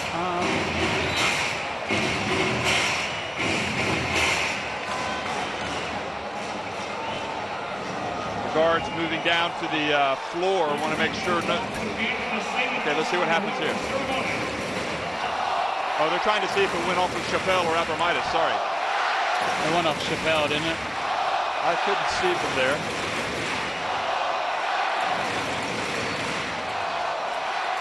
This will be the best angle right here. Right here. Oh, I think it's off Abramitis. I think it'll be Banvit ball. And the referee's got it right. And folks, this is where technology helps you. That's why you've got it. So much time come off the clock though. Why is the shot clock at 14? Because it's off. Theodore has it. Shot clock winding down. Theodore makes an attempt. He misses the shot. Rodrigo San Miguel has it. Iberostar Tenerife are going to be the champions of the Basketball Champions League with 1.29 seconds remaining. Theodore had a shot. He hasn't really thrived the way he has all season long. And they have won the title, the Basketball Champions League title, the first ever Basketball Champions League title has gone to Iberostar Tenerife. 63-59. And Lloyd, you know, Banvit just could not quite make up that difference today with that three-point shooting they got. They clawed their way back. They just could not quite get it. Yeah, you've got to say that Tenerife deserved it. Quick look at the numbers there. Tenerife 42% from the field. Banvit 35% from the field, and that's the difference really. Banvit had great looks. They didn't knock them down. Tenerife, they didn't get great looks, but they still knocked down some shots. They still made from beyond the three-point line at a really high level. So congratulations to Tenerife. You'd say probably in this Final Four they deserve it. And congratulations to Truth Be Loretta there. You see him hugging Davin White, who had the crucial three-pointer to give him a 6-point cushion. A veteran coach, one of the greatest honors of his life. As you see the leading scores there, Gregonis finished with 18. He's probably the MVP of the game for Iberostar Tenerife.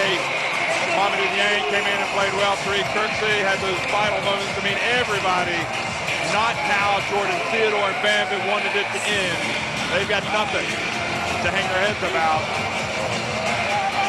You don't like to lose, but what can you say? I mean, they had some chances. They missed some chances. And I think that's why they'll be so frustrated, because they know that the game was there for taking. If they had played a little bit better, they didn't play their best here in the final, which is often the case. But as we said, you know, Tenerife, great performance from them. Gregonis the star. Kevin White though as well, don't forget him. He had 14 points and 5 assists in just 24 minutes. So White off the bench was a key performer as well, and kind of made up for the fact Dornekamp only had 3. Abramitis scoreless. So a couple of key guys just didn't kind of have great games for Tenerife, but they were able to I think but I think it also just kind of illustrates that this is a team that, you know what, I mean, they said it. It's like from one game to the next, it's going to be somebody else. Yeah. Last game, it was Abramitis. Yeah. The game in Dornekamp, you know, the game before that, it was somebody else. This time, it was White. It was Gregonis. And obviously, that's important when you get into these situations. Makes it tougher to play. Gregonis was certainly the guy that had the ball in his hands for much of the fourth quarter. And he made some huge shots, didn't he? 4 of 7 from beyond the three-point line. I think back to the one where he was guarded by Vidmar. Vidmar just backed up too much after Gregonis had got that momentum, he'd got that rhythm. And he was the difference. It's a great game from him. For Banvit though as well, you know, you look at their scorers. Kulik had a good game. 13 points, Orlik 13, Theodore 17. 9 rebounds, only 4 assists for Jordan Theodore, which is way below his average, way below the total we kind of expect from him. And I think that may be a difference. He wasn't throwing passes, guys. The other guys didn't finish particularly well when he gave it to them. Well, it's a season that started in the Basketball Champions League back in September, the end of September with the qualifying rounds. And it has ended today. Today is April 30th. I had to check that. So that's a long season and a lot of highlights, lowlights. Perhaps, the final had some drama. Maybe not some of the drama that we saw in a lot of the games. But nevertheless, it was a great final. And Iberostar Tenerife put on a great show. Jasper Vidmar knows one got away from his team. They you go through an entire campaign, and to lose as they have by such a narrow margin, it's a bitter pill to swallow. But one thing's for sure, Iberostar Tenerife have just achieved probably the greatest moment in their history, in club history, winning the European trophy. A long, long time ago, they played in the Korach Cup, and they've only been back in the top flight for the last the 5th season. And to do what they've been able to do. Look at the medals. Those will be handed out. We're going to have the medal ceremony here. This is a very difficult time for Banvit. The one good thing for Banvit is they have won the Turkish Cup. They know they're going to have a trophy at the end of the season. That doesn't matter to them right now, but as time goes on, they'll be able to say, we got the runners-up medal in the Basketball Champions League, which has had just an amazing, amazing first season, and they will have gotten the Turkish Cup as well. And these Iberostar Tenerife fans, they probably just are going to go for a swim after this, aren't they? They will be happy tonight, that is for sure. Damien Kulig really had a great game tonight for Banvit. I can't stress enough. In the end, Damien Kulig for Banvit finished with 13 points. Had a couple of steals. Orlik was solid. Well, Orlik really struggled with his shot. He missed a couple of key baskets, in fact, at the end. He was 4 of 16 from the floor. Theodore was 7 of 18. And Perkin Korkmaz was just 2 of 7. They just did not put the ball in the basket like they needed to. No. Oh, you just look at the three-point shooting alone. Tenerife, 12 of 26, 46%. Banvit, just 5 of 21, 23%. Those are statistics that tell the game. So often the game goes to the team that shoots better from the field, and that's exactly what happened today. For the Basketball Champions League, this has been a whale of a season where I don't think you're going to have any complaints really from any of the clubs, certainly not that we've talked about. They've all been going after this one, and I have to say it's not really a surprise at all that Iberostar Tenerife have won it the way they played this season. They had a couple of losses at home, and this was going to be a tough place for any other team to win. I don't think we saw Iberostar Tenerife at their best, but I think they were good enough. Often in the final, the performance isn't at the highest level, but like you said, over the course of the season, I think Tenerife did their bit. They had a little wobble in the regular season, similar to how they have in the ACB right now, but they've regrouped, they've come back, and yeah, through the playoffs as well. Tremendous. So the runners-up medals are going to be presented to Banvit, and also the referees. They're going to be recognized for the performance that they did. So good job for those guys tonight. Panyanis Anastopoulos and Mr. Dozai and Merrick from Poland. Andrzej Zelin was the commissioner.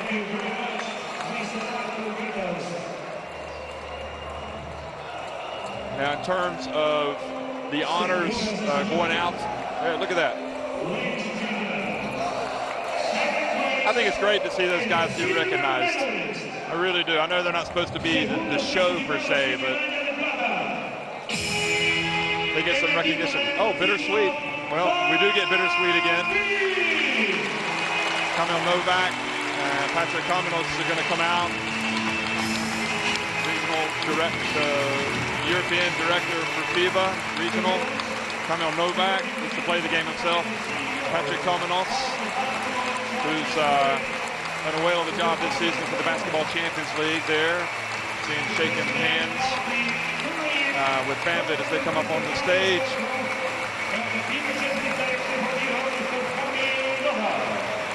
Sasha Filipowski there, the coach, and his coaching staff being recognized.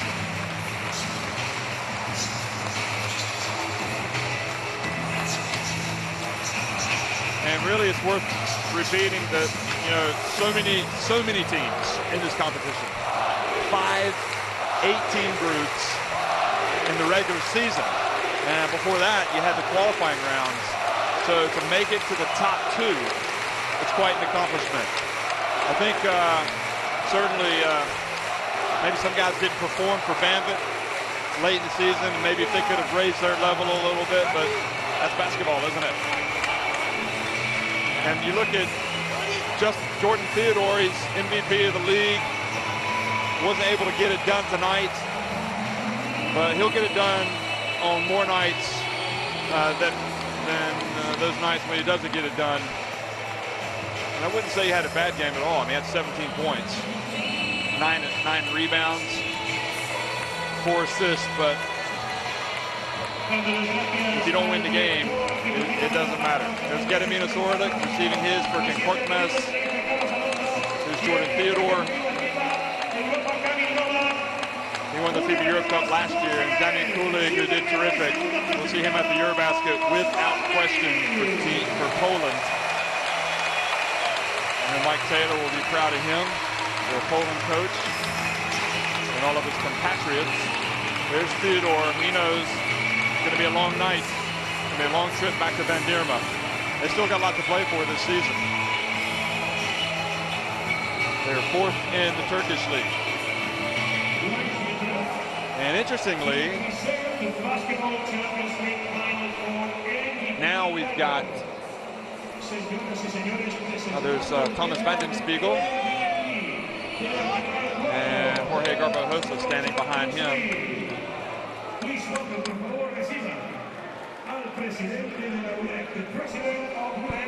So the MVP award is going to be presented.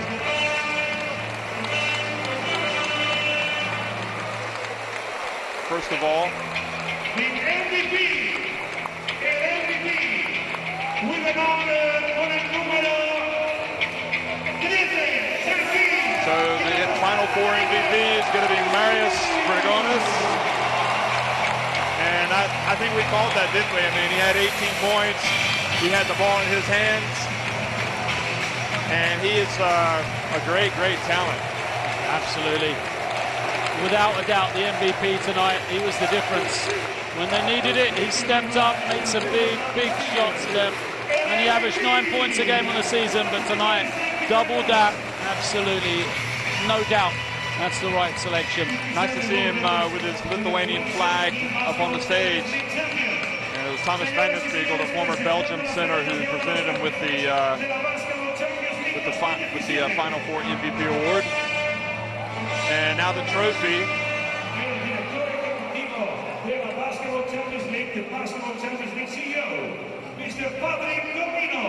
Patrick Kamenos is going to come out, Basketball Champions League CEO.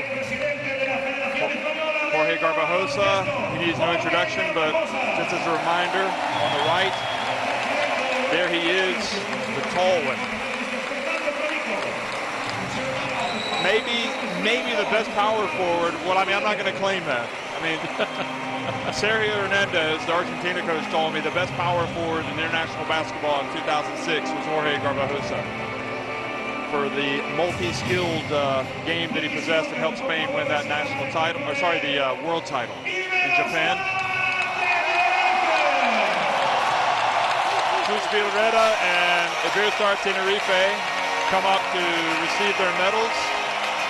And look at this multinational group of Iberostar Tenerife.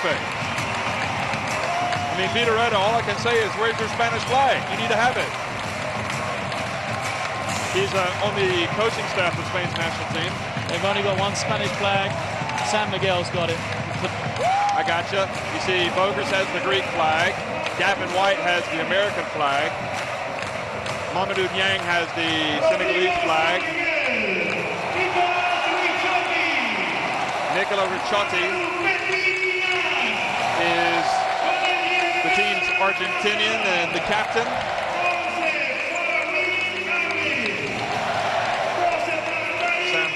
See the fans looking on. There's Baron Vasas.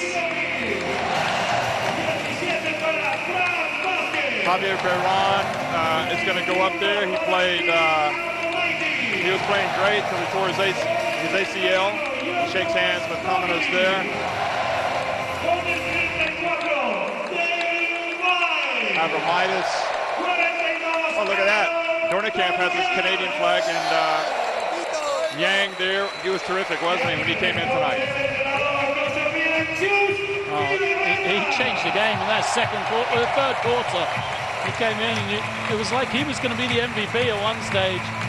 He blocked a shot, he had 2 dunks, came in with another challenge as well. So you can say guys for Tenerife stepped up when they were needed as well. You know, guys like Yang, San Miguel in that first half, knocking down those 3 first half threes as well. They had step-up performances. So Vasquez holding his son. You've got Dornekamp. You've got all those guys up there. Javier Beran waving to the crowd, to his family, perhaps. Ricciotti has the Argentina flag wrapped around him. So it really is an international contingent. In fact, Tariq Kirksey has played for France's national team.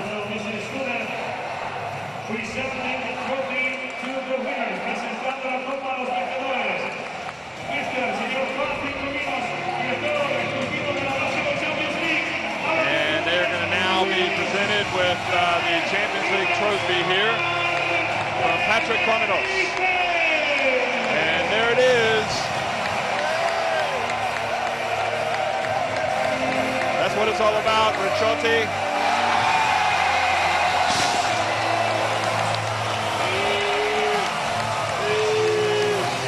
They are passing it around. The Basketball Champions League 2017 winners, the first ever.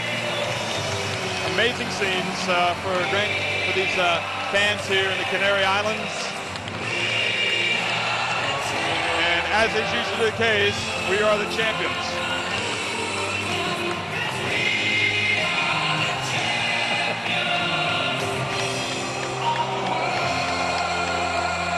The tones of Freddie Mercury and Queen. Freddie Mercury from Felton. There's your connection, right?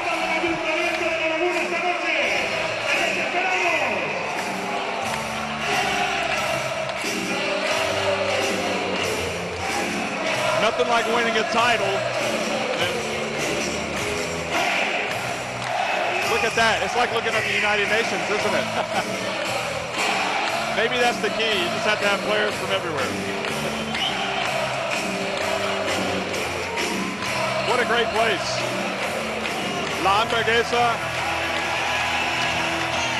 and Bogris, who was all league, Dornekamp all league, Dragonas Final Four MVP, Gavin White, perhaps you might say the most clutch performer in the Basketball Champions League, the way he's been able to make plays this season. It's just great to see the joy in the faces though, isn't it? Smiles all around. This is what it means. Guys worked so hard for this. Absolutely. Someone stole the trophy. Oh no. No, that's a remake. And now they're going to bounce on the stage and cheer with their fans.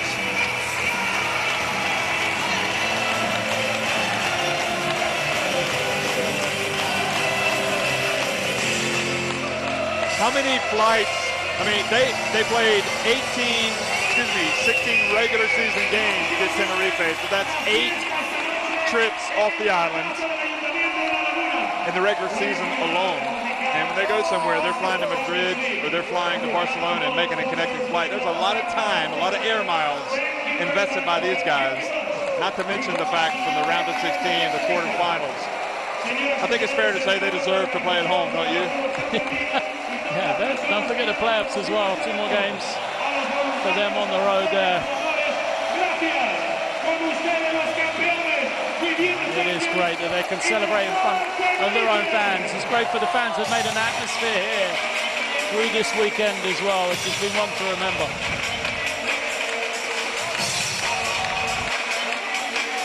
Bogris, he's turning this into another great drama.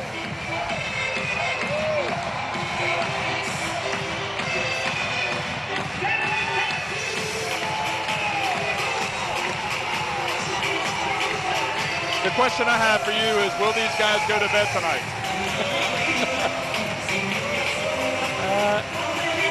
I'm not sure. It's a great party island, Tenerife as well, so no doubt they'll know some places to go.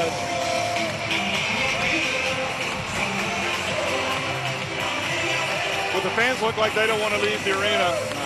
You know, as you look back at this season, I mean, do you have any closing thoughts, Lloyd, on what it's been like? I see Dornicamp wanted to go get his son. Maybe they're going to sign him to an early contract. Is that legal?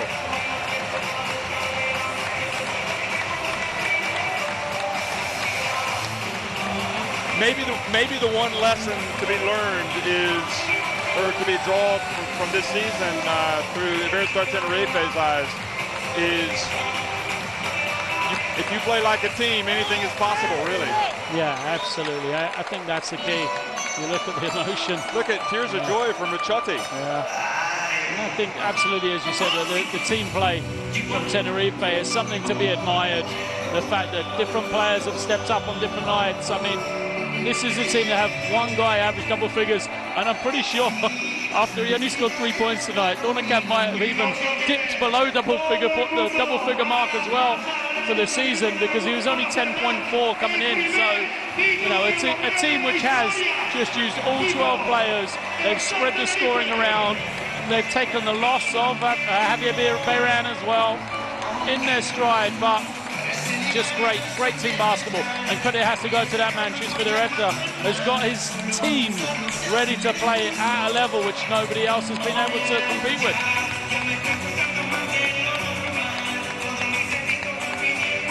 But there's also something to be said for Banvit and how they acquitted themselves. As you look at Gavin White, I mean, team building, putting all the pieces together, getting the right coach. Clearly it's worked for Iberostar Tenerife, because they have just been on fire this season. And their recent mini slump perhaps in Spain is almost to be expected. I mean, you can't be perfect all season long. I mean, they had a similar thing in the Champions League, but they came back, they regrouped well to be able to get back on track in the regular season. And then through the playoffs, you think they lost 2 games in a row. Way back in November, they started off 3-0, and all of a sudden they're 3-2 in their own group. So you can see how they just rode that little bit of uncertainty well. So can they do the same thing? They came into this one, and I'm sure the thing as well, they've lost 4 of their last 5 in the ACB. A number of those games are after they qualified for the Champions League, and I wonder if they started having one eye on this competition, on this Final Four, knowing it's going to be here at home. So Chus Vidaureta helped Spain get the bronze at the Olympics. Now he's coached Iberostar Tenerife to the greatest honor in their history, the Basketball Champions League. Bogris, all smiles. I think he's going to let everybody touch that trophy. Bring it over here, Georgios. Fran Vasquez.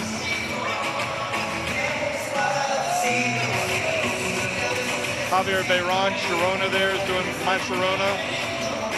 It was worth all putting on the, no longer the bridesmaid though, eh? Now? Yeah. He's lifted the title.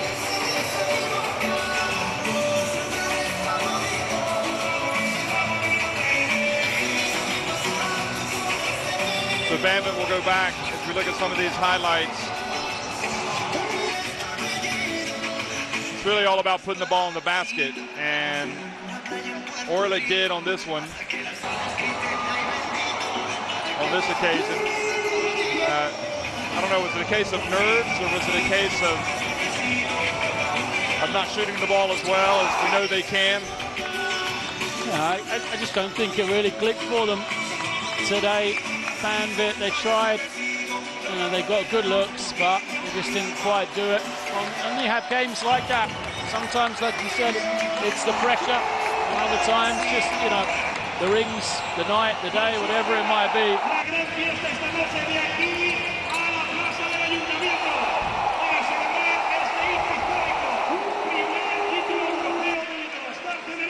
They kept it close at the end. This was a big play by Kulig where Iberostar Tenerife were appealing for the travel.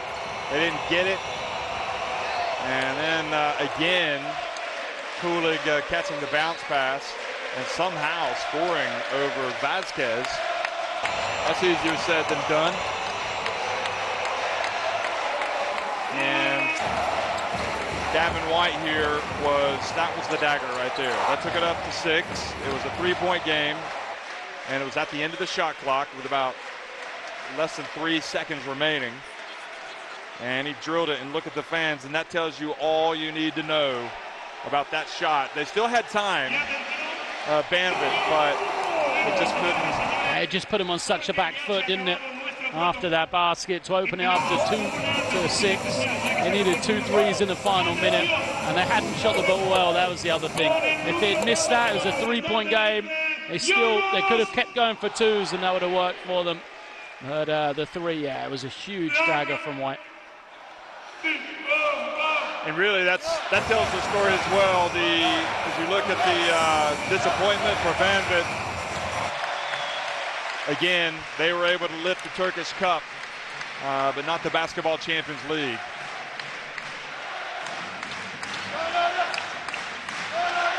So they will have to put it behind them and be ready to go the next time.